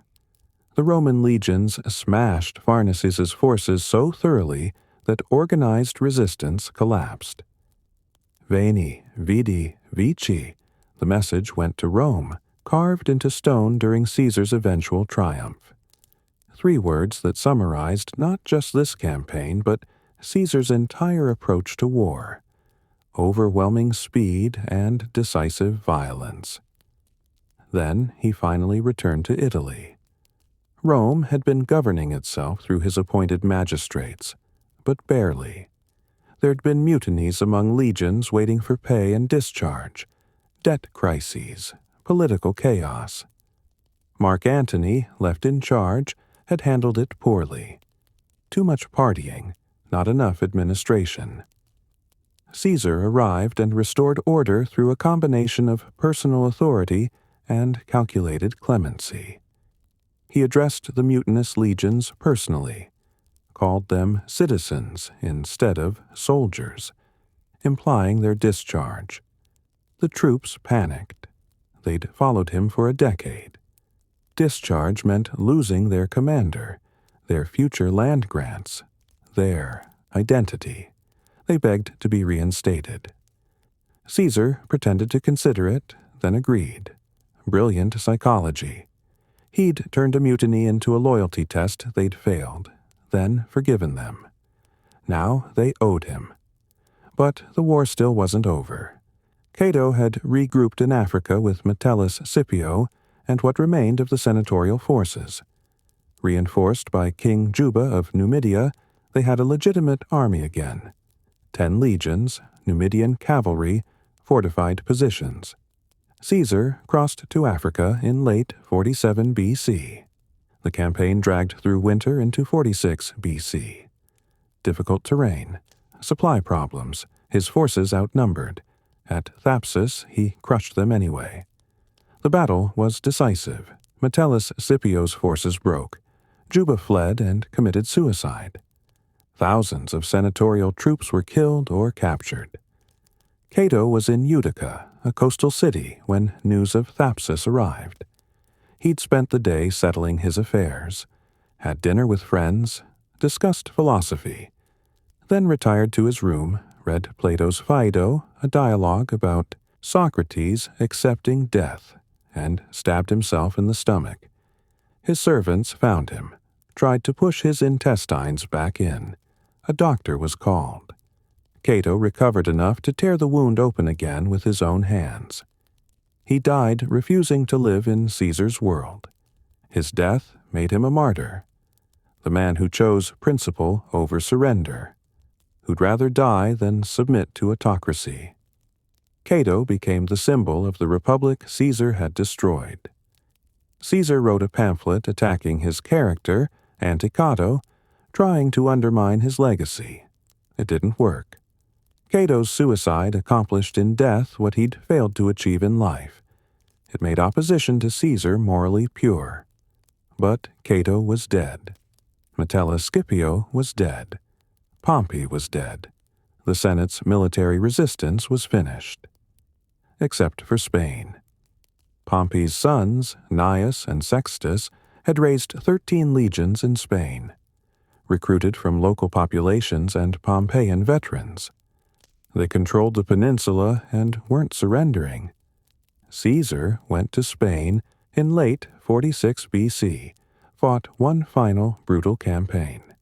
Munda, March 45 BC. 13 legions on each side, hard fighting. The battle nearly went against Caesar. His lines were breaking. He grabbed a shield and pushed into the front ranks personally, rallying troops by example. His forces held, broke the Pompeian legions. Gnaeus Pompey was killed. Sextus fled. It was over. 18 months of near-constant campaigning, 4 major battles, thousands dead. Caesar had won the Civil War. Rome was his. Now he had to figure out what to do with it. Caesar returned to Rome in 45 BC as the undisputed master of the Republic. 4 triumphs were held in his honor: Gaul, Egypt, Pontus, Africa. Massive parades, prisoners in chains, wagons loaded with plunder. VERCINGETORIX dragged through the streets before being strangled in prison. Cleopatra's sister Arsinoe forced to walk in the procession. Humiliated, though Caesar eventually pardoned her. Cleopatra herself was in Rome. Caesar had invited her. Installed her in one of his estates across the Tiber. She'd brought Caesarion, made it clear she was there as Egypt's queen and Caesar's, what? Partner? Mistress? The relationship was ambiguous by design. Romans hated it. A foreign queen in Rome living openly with their dictator. It fed every fear about Caesar's intentions. Was he planning to marry her, declare Caesarion his heir, turn Rome into an Eastern-style monarchy? Caesar ignored the criticism. He had bigger problems. The Republic's institutions were shattered. The Senate was depleted. Hundreds of members had died or fled during the Civil War. The treasury was drained. Veterans needed land. Creditors needed payments. The city itself needed rebuilding after years of neglect. Caesar set to work. He expanded the Senate to 900 members, filled it with his supporters, centurions, provincial elites, even some Gauls. The old aristocracy was furious. The Senate was supposed to be the preserve of ancient families. Now it included men who had never held office, whose fathers had been conquered by Rome a decade earlier. He reformed the calendar. The Roman calendar had been a disaster. Priests manipulated it for political advantage, adding months arbitrarily until the seasons were completely disconnected from the official dates. Caesar imposed the Julian calendar, 365 days, 12 months, a leap year every 4 years. It was based on Egyptian astronomy and would remain in use for 16 centuries. He planned massive public works, draining marshes, building libraries, digging a new harbor at Ostia, cutting a canal through the Isthmus of Corinth. Most of these projects would never happen, but the planning showed his vision. Remake the physical infrastructure of Rome and its territories. He passed debt relief measures, land redistribution for veterans, colonies in the provinces for Rome's urban poor. He limited the amount of cash anyone could hold, forcing investment in land and businesses instead of hoarding. Some of it was genuinely reformist. Some was about rewarding supporters. All of it centralized power in his hands. He was named Dictator Perpetuo, Dictator for life. The title that made senators realize they'd never get rid of him through legal means. He held the consulship, the office of Pontifex Maximus, control over provincial appointments, command of all legions. He was collecting powers, stacking them, until the constitutional boundaries between offices became meaningless, and people started treating him like a king. His statue was placed among those of Rome's ancient kings. Temples were renamed in his honor. A month was renamed Julius July. The Senate voted him honors that blurred the line between human and divine. A golden chair in the Senate House, the right to wear triumphal regalia in public. Caesar accepted some honors, refused others. The balance was delicate. Too much godhood would trigger a backlash. Too little would insult supporters who'd invested in his success. Then came the crown. During a public festival, the Lupercalia, Mark Antony, serving as consul, offered Caesar a royal diadem, a crown, the symbol of monarchy.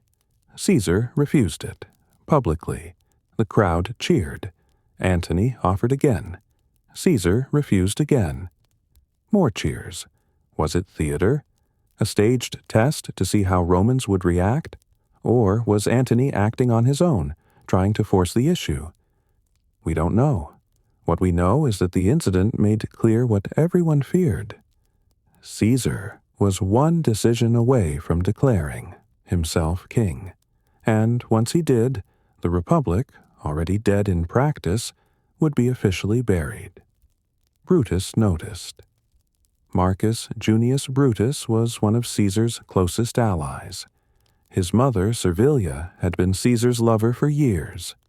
Brutus himself had fought on Pompey's side during the Civil War, then been pardoned and promoted. Caesar trusted him, maybe even loved him.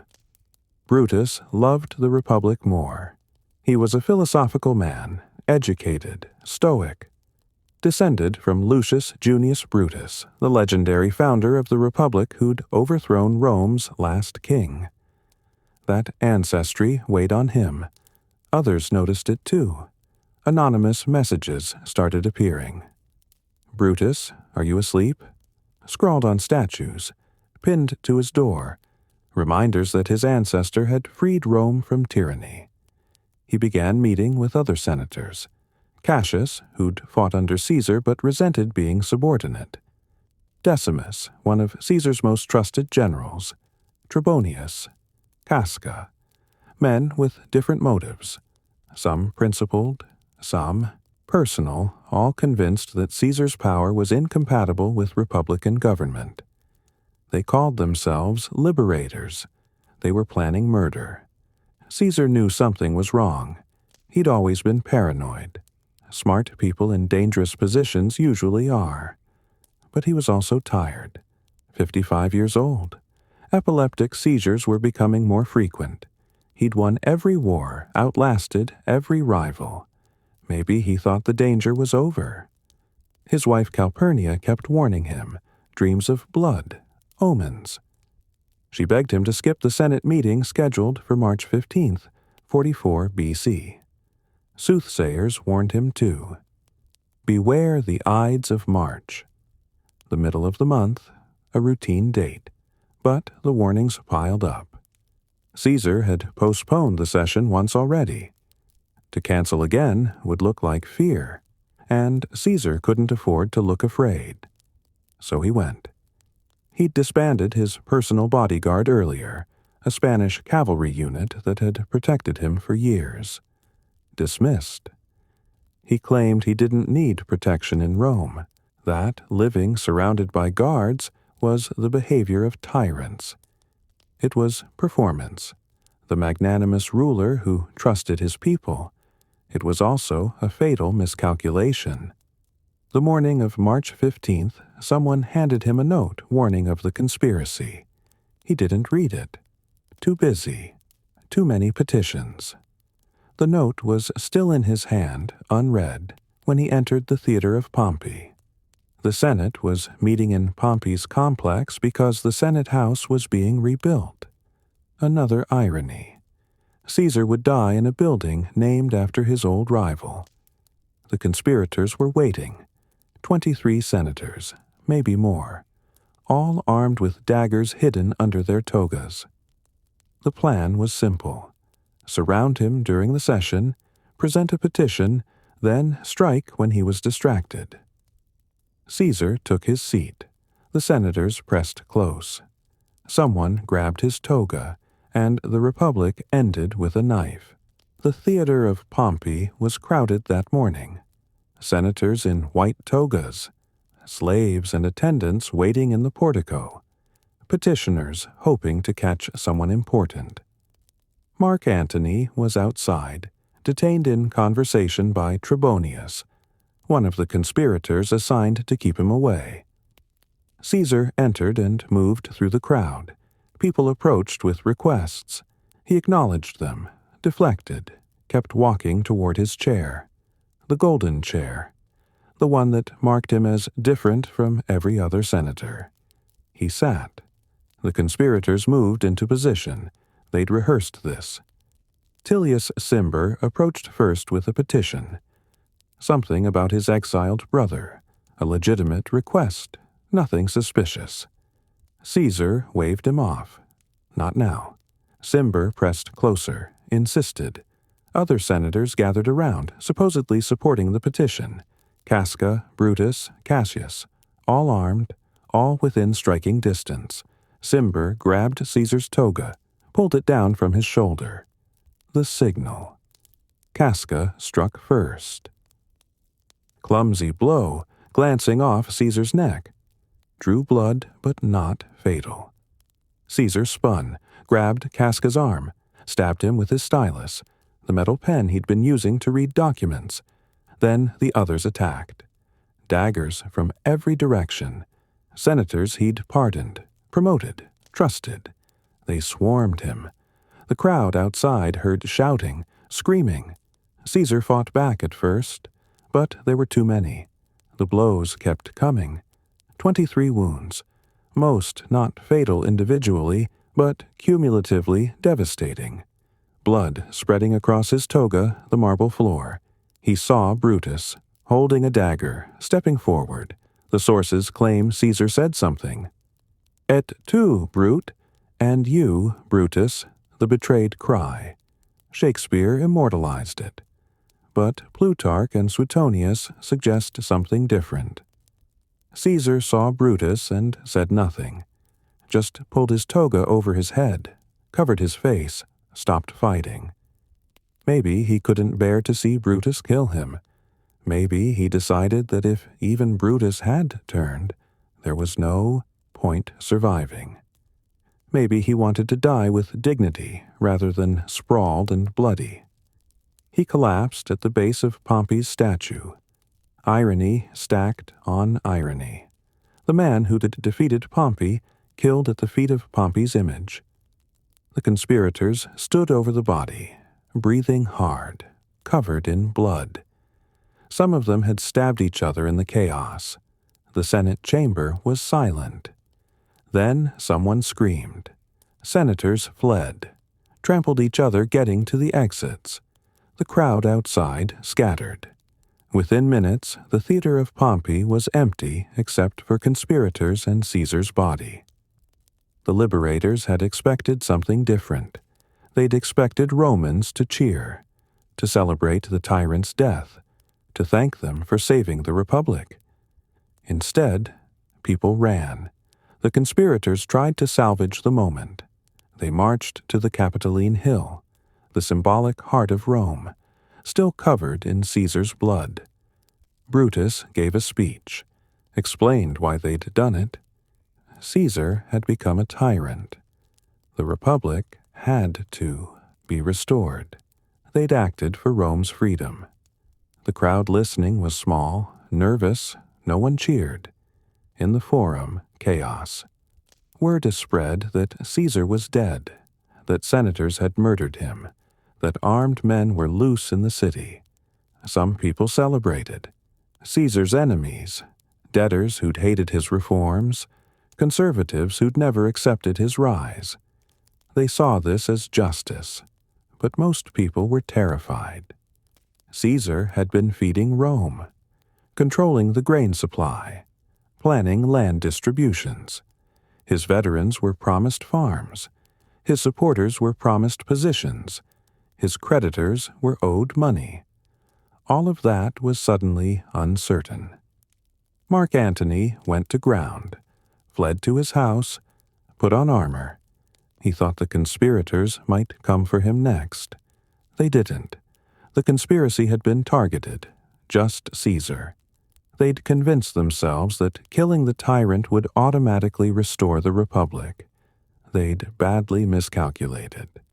Lepidus, Caesar's master of horse, second in command, moved his, legion into Rome that night, occupied key positions, made it clear that Caesar's supporters weren't surrendering power. Antony emerged the next day, called a meeting of the Senate. The conspirators attended, still expecting vindication. Antony was brilliant. He didn't condemn the conspirators, didn't call them murderers. He proposed a compromise, amnesty for the assassins, but ratification of all Caesar's acts and honors. The Senate agreed. It seemed reasonable. The conspirators kept their lives. Caesar's reforms stayed in place.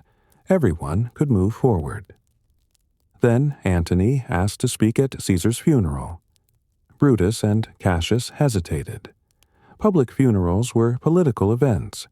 Antony was Caesar's ally. He'd use the platform. But refusing would look like fear. Like they couldn't defend their actions in public. They agreed.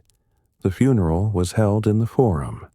Caesar's body, covered in his bloodied toga, displayed for the crowd. The 23 stab wounds visible. Antony spoke. He started, carefully, praised the conspirators, called them honorable men, noted their stated reasons for killing Caesar. Then he read Caesar's will. Caesar had left money to every Roman citizen, 300 sesterces each. His gardens across the Tiber, given to the public as a park.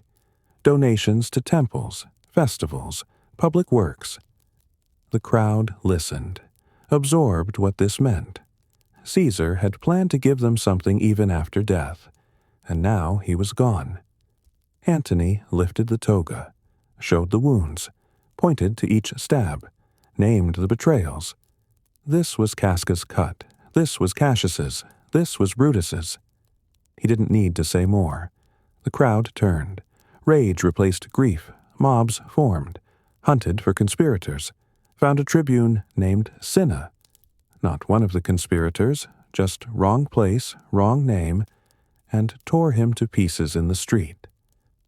Brutus and Cassius fled Rome. Their grand gesture had lasted 3 days before the city turned against them. The conspirators had killed Caesar thinking Rome would return to the Republic. Elections, Senate debates, competitive politics among aristocrats. They'd forgotten that the Republic had been broken long before Caesar, that the system they wanted to restore had already failed, that Caesar was the result of that failure, not the cause. You can't resurrect a corpse by killing the person standing over it. Over the next months, Antony consolidated power. He had Caesar's papers, or claimed to. Announced forgotten legislation that Caesar had supposedly planned. Distributed offices, land, money. Some of it was real. Some of it Antony invented. No one could challenge him without Caesar's body to consult. But another player was emerging. Octavian, Caesar's great-nephew, 18 years old, unknown, untested. He'd been studying in Greece when Caesar was murdered. When he returned to Italy, he discovered Caesar's will had adopted him posthumously, made him heir.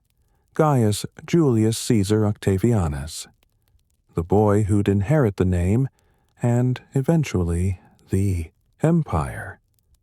But first, Rome would tear itself apart one more time. Because killing Caesar didn't end the Civil War. It started the next one.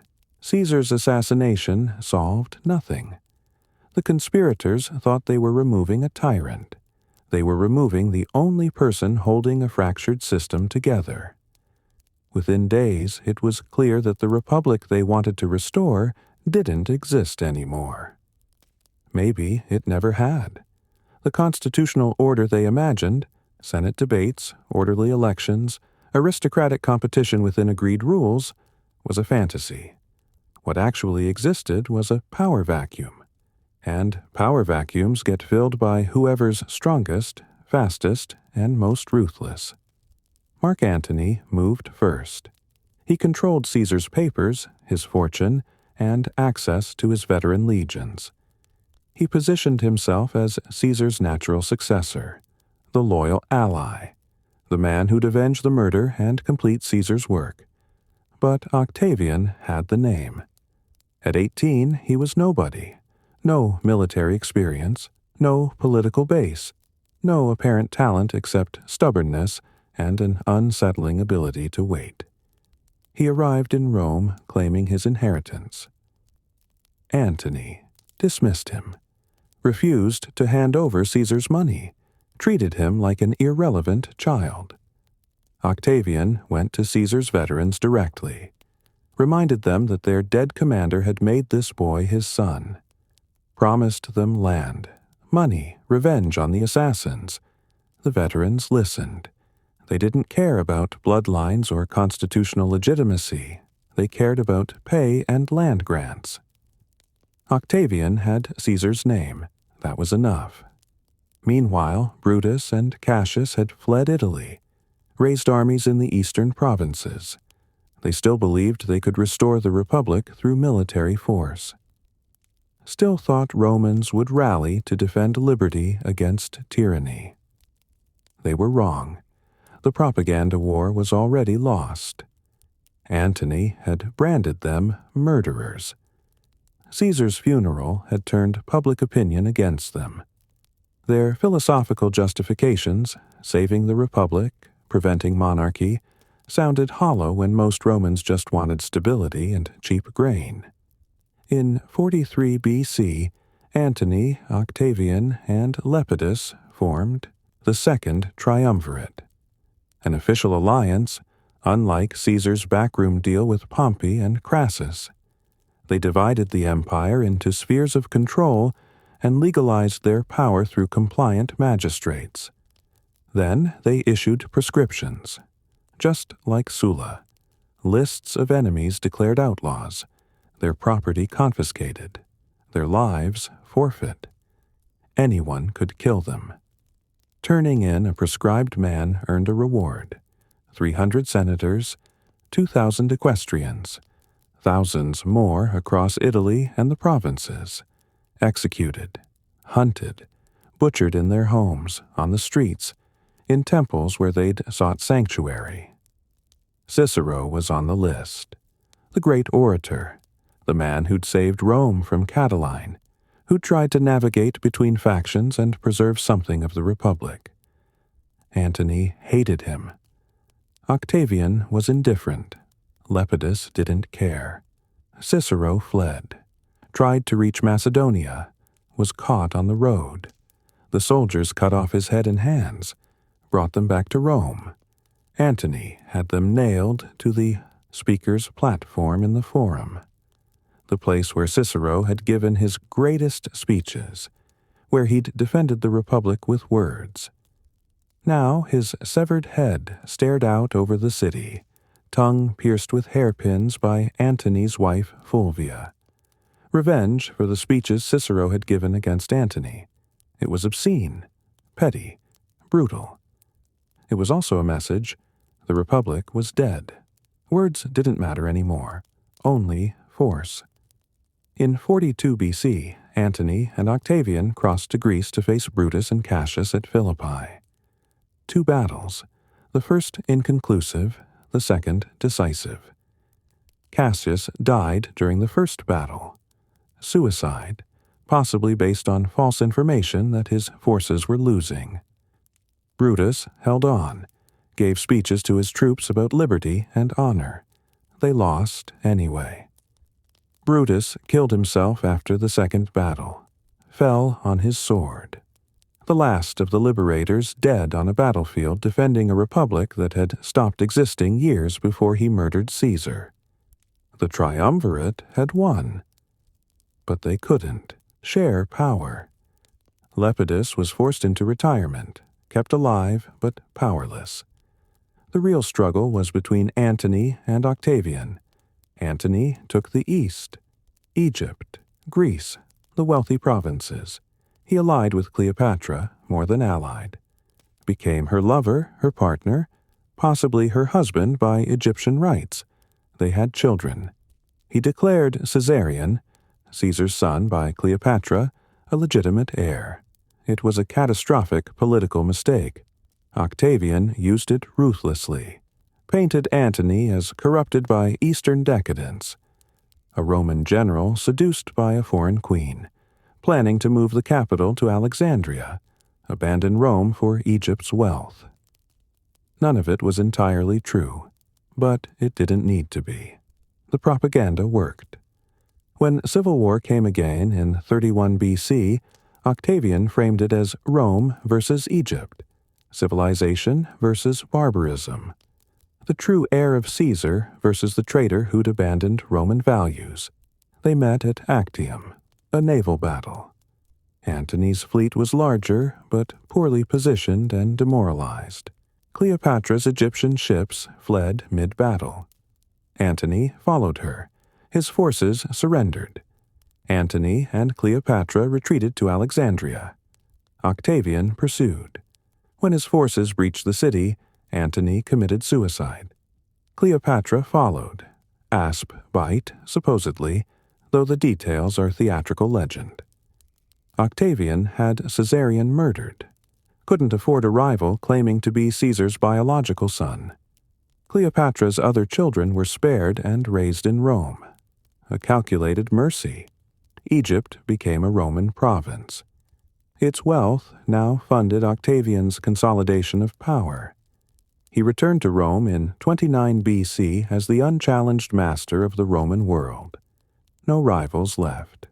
No senatorial opposition capable of resisting. Just a young man, 33 years old, who'd inherited a name and turned it into absolute power. He didn't call himself dictator, didn't take a crown, learned from Caesar's mistakes. Instead, he restored the Republic. Officially, gave back powers to the Senate, held elections, followed constitutional forms, all theater. He kept control of the armies, the provinces, the grain supply, everything that mattered. The Senate could debate. Magistrates could hold office. But real power stayed with Octavian. In 27 BC, the Senate gave him a new title, Augustus, the revered one. Not king, not dictator. Something else. Something that sounded traditional while being entirely new. The Roman Empire had begun. Not with Caesar's death, but with the 20-year bloodbath that followed. The civil wars, the proscriptions, the battles that killed hundreds of thousands and destroyed what remained of republican government. Caesar had cracked the system. Shown that one man with enough military success, political cunning, and popular support could override every constitutional check. His death proved that killing the man didn't fix the system. It just meant someone else would fill the vacuum. Augustus would rule for 40 years, die peacefully in his bed, be worshipped as a god. The Republic Caesar destroyed would never come back. The question isn't why Caesar rose. It's why Rome let him. The Republic died because it had stopped functioning decades before Caesar crossed the Rubicon. The constitutional machinery that had worked for centuries, magistrates, senate, popular assemblies, competitive aristocracy, had been warped by empire. Conquest broke the system. Every successful war brought wealth, slaves, and territory. But the wealth concentrated. Senators and generals took provinces and came back rich. Small farmers got displaced by slave-worked plantations. The city filled with landless citizens whose votes could be bought. War also created permanent armies. Roman soldiers used to be citizen farmers who served a season and went home. By Caesar's time, they were professionals. Career soldiers loyal to generals who paid them, not to abstract republican ideals. No one fixed this.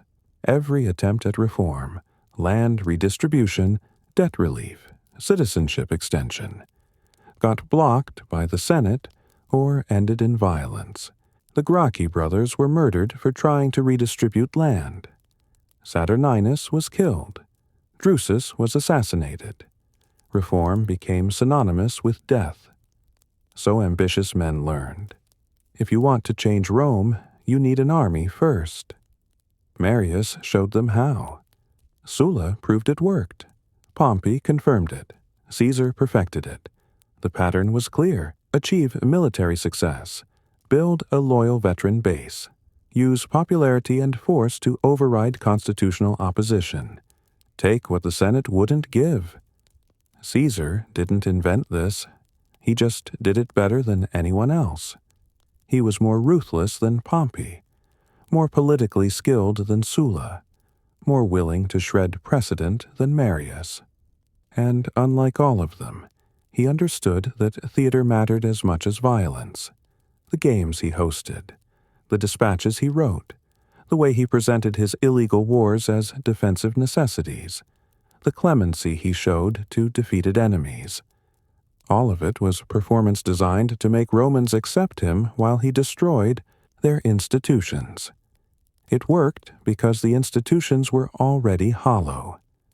By 49 BC, when Caesar crossed the Rubicon, the Republic was a label on a corpse. The Senate couldn't govern effectively. Elections were bought. Political competition had become street violence. The only real question was which strongman would take control. Caesar's genius was making it look inevitable, making people forget there'd ever been an alternative. His assassins thought killing him would restore the Republic. They were fighting nostalgia. The Rome they wanted to save, orderly, Senate-dominated, constitutionally bound, existed only in speeches and selective memory. What actually existed was a Mediterranean empire held together by military force and extraction economics. That empire needed centralized power, needed fast decision-making, needed a single authority who could command legions, manage provinces, and distribute resources. The Republic couldn't provide that. So it evolved into monarchy, not because Caesar was uniquely tyrannical, but because monarchy solved problems the Republic couldn't. Augustus understood this. He kept the forms, Senate meetings, elections, magistrates, while stripping them of power. Romans got to pretend they still lived in a republic while accepting autocracy. It was the compromise Caesar never lived to implement. The pattern repeats. Not exactly. History doesn't Xerox itself. But the dynamics are recognizable.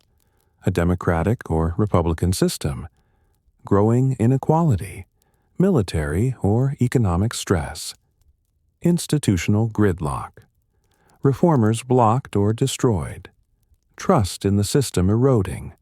Then someone comes along who's willing to break rules, who promises to cut through the gridlock, who speaks for the people against corrupt elites, who uses crisis, real or manufactured, to accumulate emergency powers. The system resists. Then it collaborates. Then it collapses. What protects republics isn't constitutions. Parchment doesn't stop ambitious men. Checks and balances only work if people are willing to enforce them. Rome's Senate could have stopped Caesar a dozen times. They could have granted him reasonable terms when he wanted to transition from proconsul to consul. They could have reformed debt laws, land distribution, veteran settlement. They could have addressed the fundamental problems making men like Caesar possible. They didn't. They chose obstruction, chose to protect their privileges, chose to believe the system would somehow survive if they just said no firmly enough. It didn't. And when Caesar forced the choice between constitutional collapse or civil war, enough Romans chose Caesar. They chose order over liberty, chose the man who fed them, paid them, entertained them, won battles in their name. Not because they loved tyranny, because they were exhausted. That's the real lesson. Republics don't die because of tyrants. They die because citizens get tired of defending them. Caesar was brilliant, ambitious, ruthless, but he was also a symptom of a system that had stopped working for most people. His name became a title. Kaiser, Czar, Caesar, synonyms for absolute power. But the man himself was just a Roman aristocrat who wanted glory and didn't know when to stop, who accumulated so much power that the only way out was assassination. And even that didn't work. Because killing Caesar didn't kill what he represented. The realization that republican government, at least as Rome had practiced it, couldn't manage an empire. That realization survived, shaped the next 2,000 years. Every autocrat who claimed to restore order, every republic that collapsed into dictatorship, every democracy that traded liberty for security. Caesar didn't create the pattern. He revealed it. He showed what happens when a system breaks and someone strong enough steps into the gap. He showed that constitutions are just agreements, and agreements can be rewritten by people willing to pay the price. The question every republic faces isn't whether a Caesar will emerge. It's whether the system is healthy enough to stop him. Rome's wasn't. And Caesar, walking into the Senate chamber on March 15th, carrying the weight of 500 years of republican tradition and 9 years of conquest, learned the final truth. You can destroy a republic, but you can't survive it.